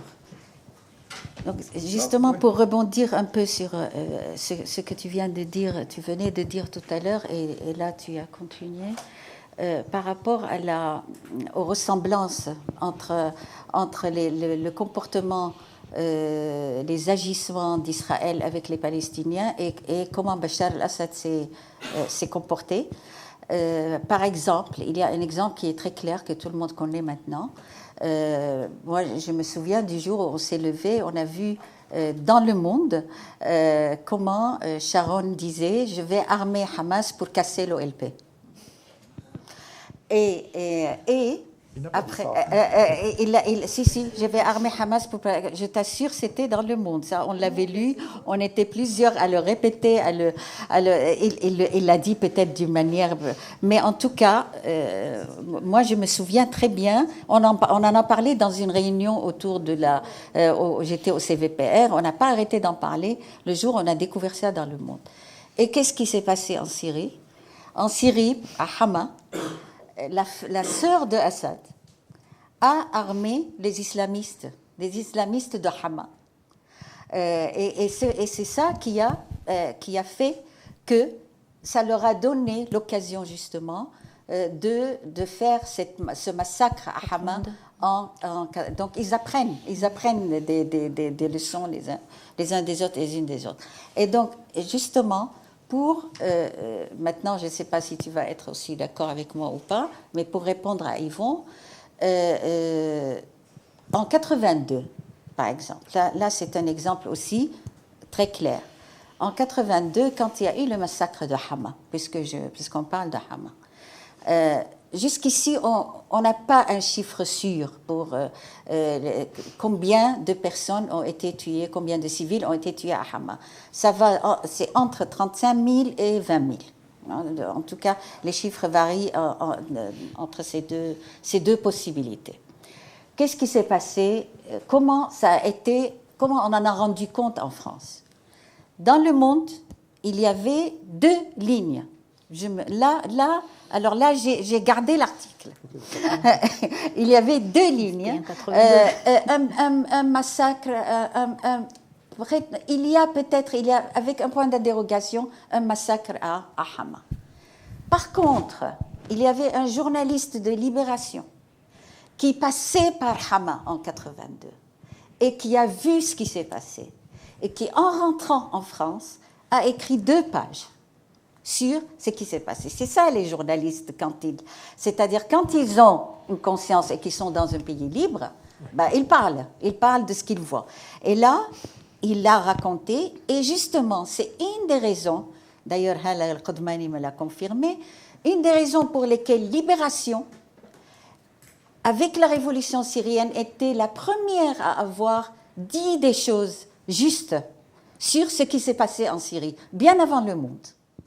Et ça, pour moi, c'est quand même une suite logique qui, c'est pas du tout pour dire qu'on ne dit pas des vérités dans Le Monde ou on ne dit pas des choses justes, mais il y a quand même des événements qui nous ont marqués. Et moi, je me souviens que mon patron de thèse, qui connaissait très bien la Syrie, il était choqué par la non-information sur ce qui s'est passé à Hama, parce qu'il a passé 25 ans entre la Damas et la... Et il nous disait, mais comment se fait-il? Il a sorti de ses caisses des photos de Hama qu'il a mis un peu partout sur justement ce que vous faites là pour la Palestine, en nous disant, je ne comprends pas comment la France n'est pas informée sur ce massacre, comment on ne met pas en cause ce régime assassin, ce régime criminel, etc. Donc voilà. On peut, c'est-à-dire, c'est bien sûr qu'il faut toujours nuancer, mais en tout cas, malheureusement, on est mal informé. Voilà. Juste pour 1982, on ne peut pas faire la comparaison avec aujourd'hui. 1982, personne n'a su qu'il y avait un massacre à Hama. Même en Syrie, la plupart des gens n'étaient pas au courant. C'était un massacre à huis clos. Et après, ça c'est jusqu'en 2011, les Syriens et les Syriennes n'osaient même pas parler des massacres de Hama, même pas parler de Hama parfois. Même le terme Hama n'était pas prononçable. Et les gens de Hama ne pouvaient pas servir à l'armée ni à certains postes de l'administration publique. Et de toute façon, en 82, il y a eu 2 articles dans la presse occidentale quand le massacre a eu lieu, celui de Libération et un autre, soit dans The Independent, soit The Guardian en Grande-Bretagne, puis aux États-Unis. Mais après, il y a eu des articles, il y a eu un travail, et de toute façon, 82 est incomparable. À mon avis, et là peut-être on n'est pas d'accord, la presse écrite française à partir de 2011, Le Monde, Libération et une grande partie de la presse écrite ont fait un très bon travail sur la Syrie.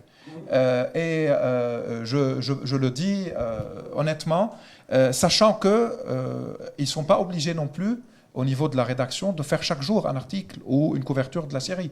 La Syrie fait partie de la page de l'International.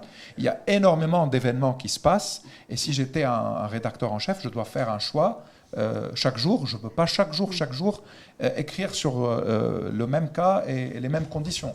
Donc je trouve qu'il faut faire une nuance par rapport à la presse écrite. Oui. Maintenant, la presse audiovisuelle, c'est une autre chose. Je ne la regarde pas suffisamment pour juger, mais ce que je vois est très négatif parce qu'il y a des clichés, parce qu'il y a des stéréotypes, parce qu'il y a une simplification très légère de ce que j'ai vu, mais je n'ai pas vu tout. Mais je défends un peu la presse écrite.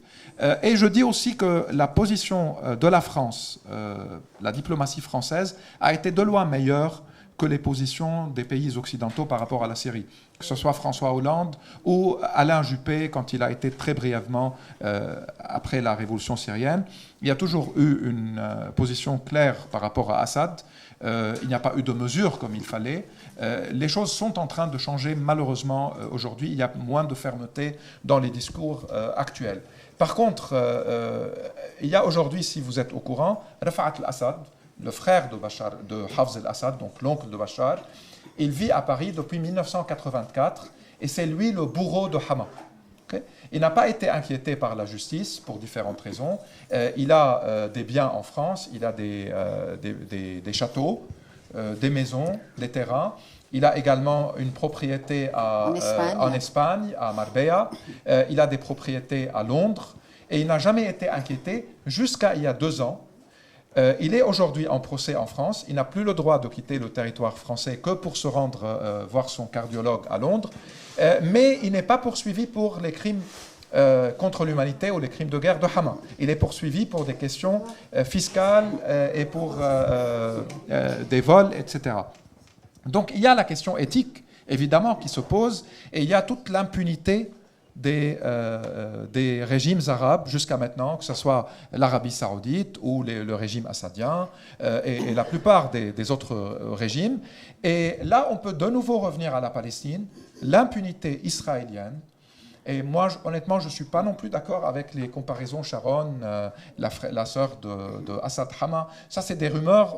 On ne peut pas être sûr de ce genre de choses, même si, évidemment, le régime syrien a intérêt à encourager en face de lui certaines factions pour dire que je fais une guerre contre le terrorisme. Et évidemment, Sharon et le leadership israélien avaient intérêt à dire qu'on fait la guerre contre des extrémistes, donc il peut laisser faire, mais de dire que j'arme ou je n'arme pas, je ne sais pas, honnêtement. Mais par contre, la question de l'impunité, Israël profite depuis 1948 d'une impunité totale. Il y a des résolutions onusiennes, il y a des condamnations, il y a des documentations sur les viols des droits de l'homme, des crimes de guerre commis d'une manière régulière à Gaza ou ailleurs. Il y a Gaza qui est assiégée depuis 2007 jusqu'à aujourd'hui. Et rien ne se passe au niveau international, au niveau des poursuites judiciaires contre les criminels de guerre israéliens, etc. Cela a toujours encouragé les régimes arabes à suivre le modèle et donc à être impunis eux-mêmes. Et malheureusement, l'Occident a cédé et a accepté les relations et la normalisation sans considérer que les crimes de guerre et les crimes contre l'humanité doivent être un critère dans ses relations avec les régimes arabes. Et aujourd'hui, si on voit la violence israélienne à Gaza, elle est encore plus importante qu'il y a 10 ans ou 15 ans, parce que les Israéliens eux-mêmes disent que voilà, regardez le régime syrien, ce qu'il fait aux Palestiniens de Syrie, à Yarmouk et ailleurs. Le camp de Yarmouk en Syrie était le plus grand camp de réfugiés palestiniens à l'extérieur de la Palestine. Il est complètement rasé et il y a eu des massacres. Et ce qui reste du camp, c'est une petite partie. Les Palestiniens de Syrie ont été réfugiés, encore une fois, soit au Liban, soit dans d'autres régions. Donc ce jeu d'impunité et de miroir d'impunité est au cœur des problèmes de la région. Désolé, j'ai été long. Excuse-moi, je vais seulement préciser que je ne parlais pas seulement de la presse écrite. Dans mon essai, d'ailleurs, je parle de tous les médias. D'ailleurs, j'utilise les médias. J'ai dit le mot média. Et je donne un petit exemple. Par exemple, quand ils ont passé le film Le cri étouffé des femmes violées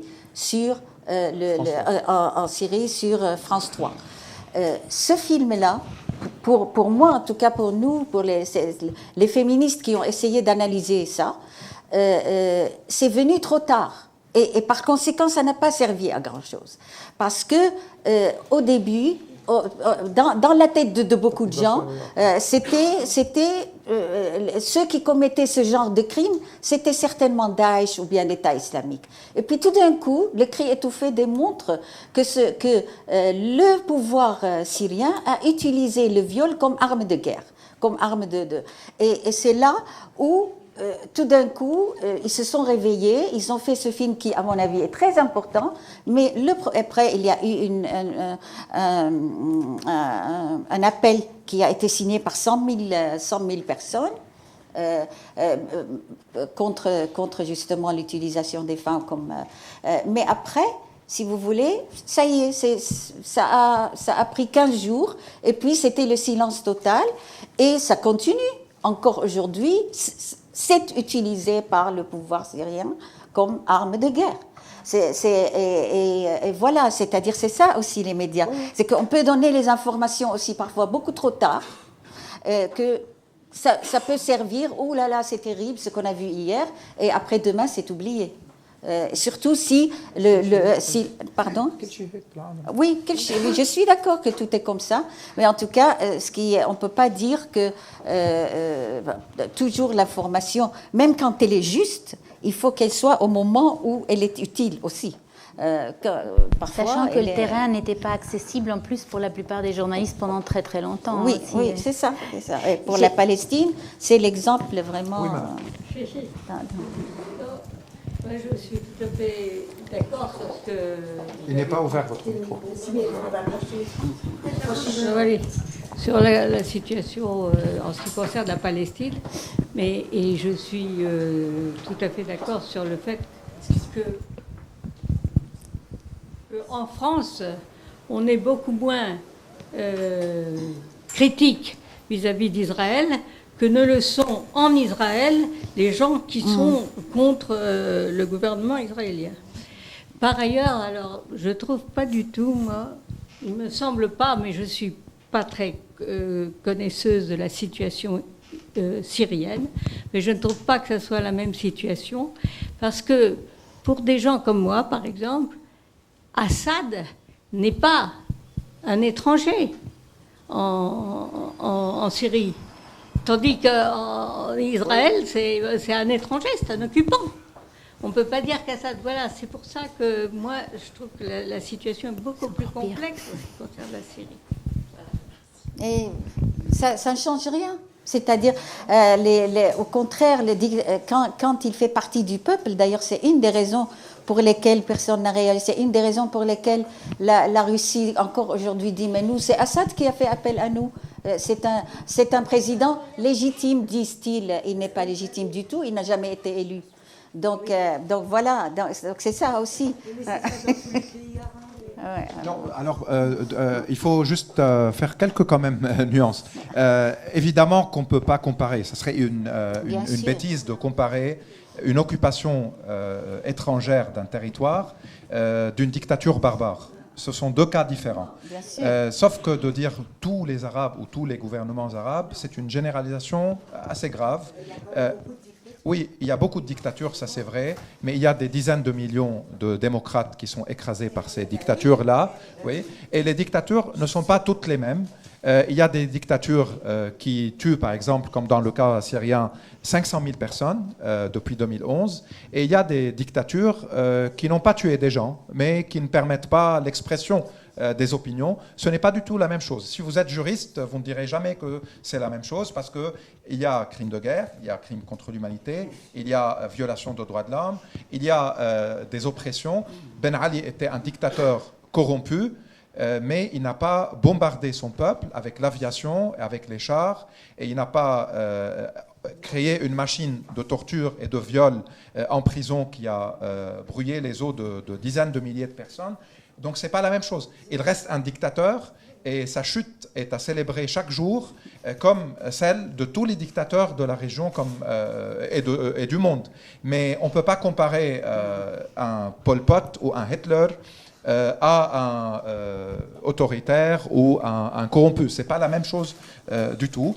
Donc la question que Reiss se posait, c'était pourquoi ce manque de sympathie avec le peuple syrien massacré par un dictateur syrien et non pas par un État étranger. Vous avez donné un élément de réponse, c'est que de plus en plus, paraît-il, il y a des gens qui s'intéressent moins à la souffrance des millions de gens si celui qui les viole, qui les torture, qui les massacre, qui les gaze est de leur nationalité et s'intéressent plus si l'entité qui le fait est étrangère. Ça, c'est un élément de réponse. Et il y en a d'autres.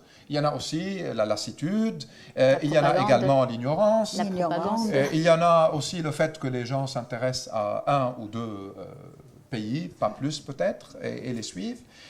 Il y a également voilà, il y a, comme elle le dit exactement, vous confirmez tout ce qu'on raconte depuis 2011 dans nos conférences. Il y a Daesh, bien que Daesh est né en 2013 et qu'elle a commencé ses crimes en 2014 et que statistiquement Daesh a tué 2,3% des victimes civiles du conflit syrien, tandis que Assad a tué 89%. Oui, et que les Russes ont tué plus que Daesh, 2,4 les Russes à eux seuls. Mais il y a Daesh, donc on oublie le peuple syrien, les 23 millions, pour parler de quelques milliers de malades mentaux. Non, mais c'est-à-dire... Non, je sais, mais je suis en train de dire... On a été forcément obligé d'être à un moment, comment dirais-je, de prendre conscience de tout ça aussi, quand il y a eu les mouvements... je dis Daesh, enfin disons d'islamistes, terroristes. Pardon? On ne veut retenir que ça. Non. Non, c'est pas ce qu'elle veut dire. Non, c'est pas du tout ce que je veux dire. Madame, continuez. Non, mais continuez. Non, j'ai dit, ce que je dis, c'est que effectivement, on a tous été quand même très informés, très touchés, très affolés par ce qui se passait effectivement dans ces pays venant de ce mouvement terroriste Daesh, après les autres, enfin le djihad Hakmi, etc. Et qu'effectivement, Bachar, ça a été encore plus, si vous voulez. Mais là, depuis tout à l'heure, on a l'impression qu'il n'y avait même pas eu ce problème avec Daesh. Il y a quand même eu un problème. Bien sûr, un grand problème. C'est tout. Vous avez raison. Il ne s'agit pas de dire... c'est un très grand problème. C'est moins pire, c'est plus pire. Non. Et il n'y a pas on ne va pas commencer à entrer des... Ça nous a touchés comme Français. Oui, voilà, c'est pour ça que j'en ai parlé. Je suis tout à fait d'accord. Oui, enfin, je ne crois pas que ce soit ça du tout. Non, mais... non. Mais peut-être vous oubliez aussi, en tant que Français... que Assad Père a tué l'ambassadeur de France à Beyrouth, M. Delamarre, en 1980, qu'il a, rue des Rosiers, le même régime a orchestré une explosion qui a tué les Français. Il ne s'agit pas de défendre Bachar. Que durant 2011 et 2012 et 2013, il y a des citoyens français qui ont été tués en Syrie. Il y a le journaliste Romy Ochlek qui a été tué à Homs par un tir du régime syrien. Et puis il y a eu un père et son fils morts sous la torture qui travaillaient, le père, au lycée français de Damas, qui est franco-syrien. Et lui et son fils, monsieur Dabar, Patrick et Mazen, ont été tués sous la torture. Et donc, le régime, si vous parlez du fait que Daesh vous a touché directement, nous a touché directement, non, moi, le régime aussi l'a fait. Je n'ai pas du tout parlé de ça. Non, oui. Je veux dire, je parlais de là-bas, je ne parlais pas de la France. Et Daesh n'est pas un petit problème, c'est un grand problème, voilà, c'est un cancer. Sauf que Daesh, il y a eu toute la coalition internationale qui l'a anéanti. Non, mais on est d'accord. Et qui l'a bombardé. Mais si tu voulais, depuis tout à l'heure, on a l'impression que Daesh n'existait pas. Si, elle c'est un peu bizarre. Non, madame, non, c'est pas bizarre. Elle existe bien, mais sauf qu'il y a eu toute la communauté. Et d'autre part, de dire que la France, tout le monde en France adorait Israël, c'est complètement faux. Qui l'a dit? Madame disait finalement les Français soutiennent Israël. Elle n'a jamais dit ça, madame. Personne n'a dit ça. Le gouvernement français. Le gouvernement français. Mais je veux dire. Pardon. Bon, les amis, on va pas. Non, c'est pas grave, madame. Moi, je connais pas beaucoup de gens qui soutiennent Israël. Je suis désolée. C'est bon. J'en connais même pas du tout. Il y a eu un malentendu, personne ne l'a dit, c'était assez clair. Personne ne l'a dit et vos points de vue sont tout à fait respectés et entendus. Oui. Et Daesh, c'est un grand problème. Oui, mais Daesh a été bombardé par toute la communauté internationale, bombardé pendant des mois et anéanti, tandis que l'autre criminel, si vous ne voulez pas dire le grand criminel, n'a pas encore été touché jusqu'à maintenant. Oui. Vous aviez parlé de la normalisation des relations du gouvernement français avec le régime, et du coup... Non, enfin, justement, où on en est, en fait. Moi, ce serait là-dessus. Où on en est aujourd'hui avec le gouvernement. Il n'y a pas eu de normalisation pour le moment. La position française, jusqu'à maintenant, maintient certaines des positions de Hollande, de l'administration Hollande, c'est-à-dire pas de normalisation avec le régime, mais par contre, il y a maintenant plus de dialogue avec la Russie par rapport à la Syrie d'un côté, et il y a moins de positions fermes par rapport à Assad lui-même, c'est-à-dire Macron a eu cette malheureuse idée de répéter une formule qui a été dite avant. Assad n'est pas mon ennemi, c'est l'ennemi de son peuple. Sauf qu'on sait aussi dans le droit international, celui qui est accusé de crime contre l'humanité est aussi l'ennemi de l'humanité, sinon ce n'est pas un crime contre l'humanité. Et de toute façon, cette phrase comme si elle excluait les Syriens du droit international. Donc, ça a été ratifié après, clarifié après, mais pour le moment, il n'y a pas de normalisation. Par contre, les Russes mettent de la pression sur les Européens pour reconstruire en Syrie. Pour la et certains veulent la un reconstruction en disant qu'il y aura un business et des occasions et tout. Sauf que la reconstruction, c'est une normalisation avec le régime parce qu'elle va se faire sous sa direction, donc c'est lui donner de l'argent. Pour le moment, la France refuse, encore une fois, mais il y a parfois de temps à autre des déclarations moins catégoriques que ce qu'on entendait avant sous Juppé ou sous Ayrault ou sous les ministres de François Hollande et lui-même.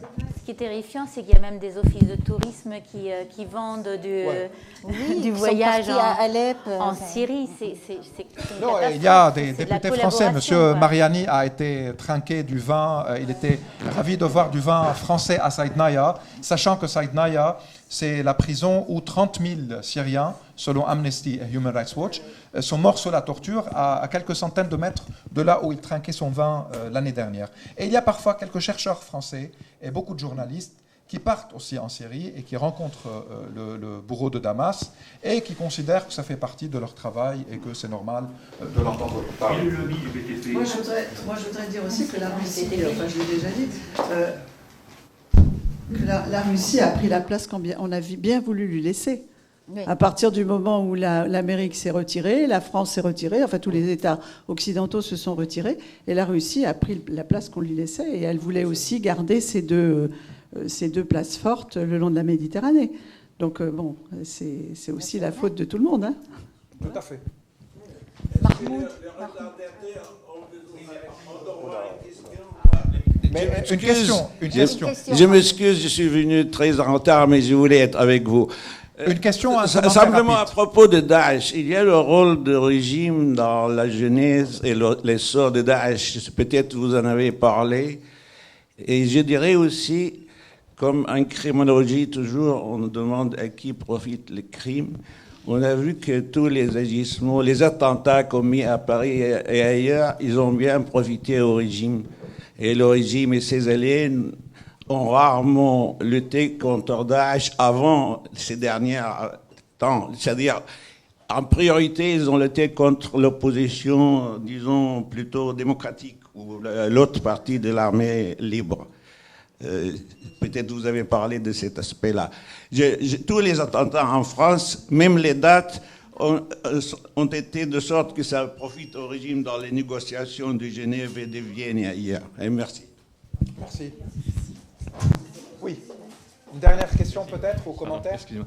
Oui, bon, au passage, j'avais crié en disant et le BTP, parce que ça va être un marché extraordinaire de reconstruire avec sur des fonds internationaux, etc. Mais justement, je voulais reprendre la question que vous avez soulevée tout à l'heure en parallèle, justement, par rapport au massacre de Hama en 82. Avec la responsabilité, donc alors c'était le frère du père hein, de Hafez al-Assad, et qui était chef de l'armée ou des services spéciaux, je ne sais pas trop, enfin, bon, qui habite en France, qui n'est pas poursuivi du chef de crimes contre l'humanité.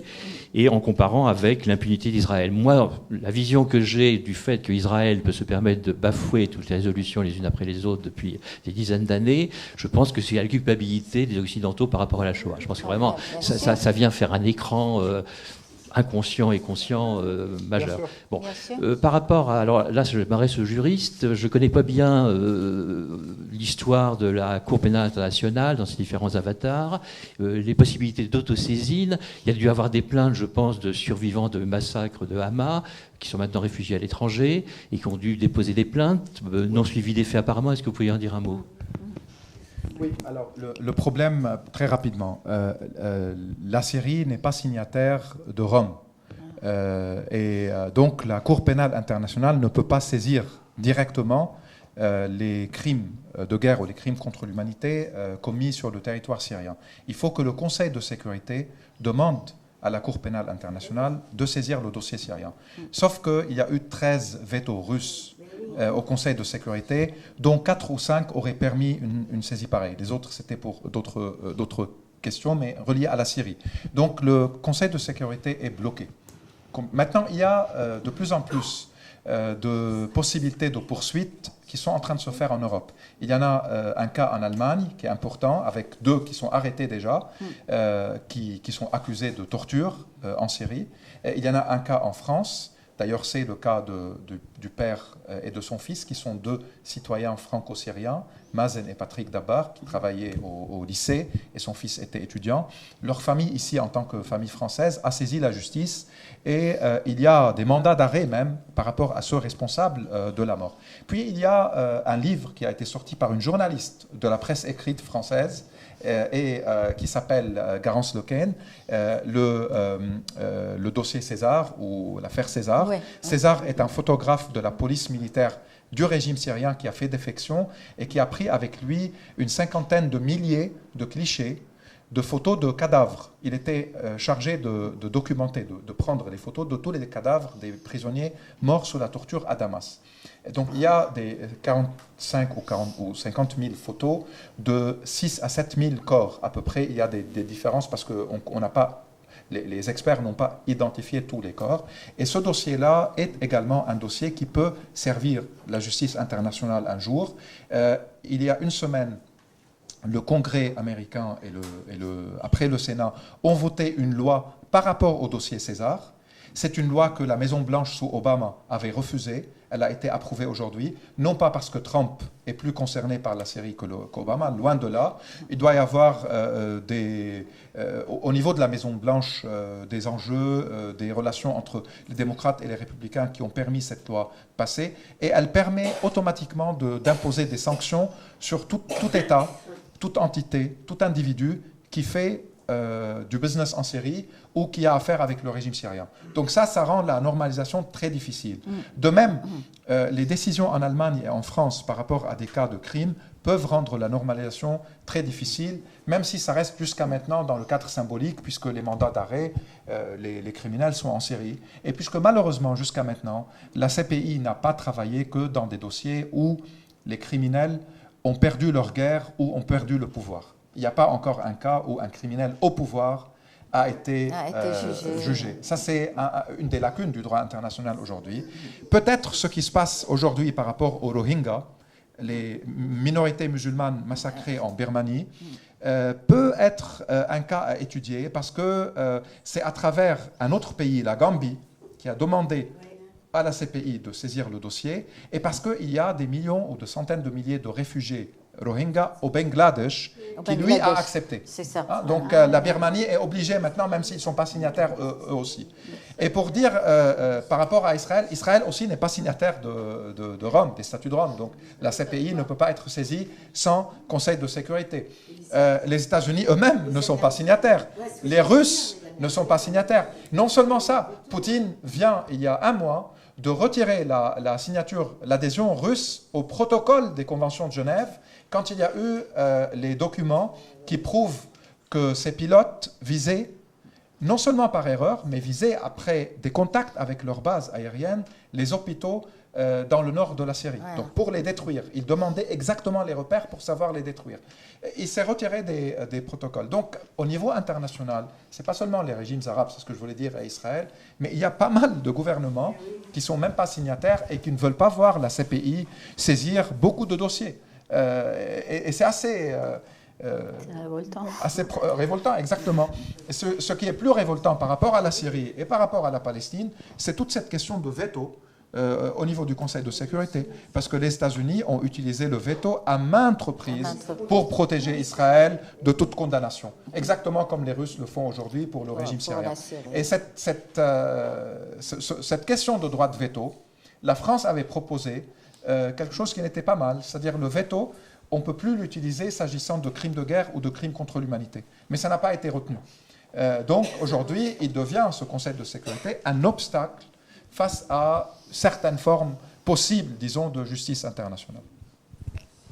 Moi, désolé, je suis sorti de mon rôle de modérateur, ce qui arrive souvent à l'IREMO, malheureusement, peut-être pour mes deux amis qui sont là. Non, au contraire. Merci beaucoup. Je vous remercie infiniment pour votre présence.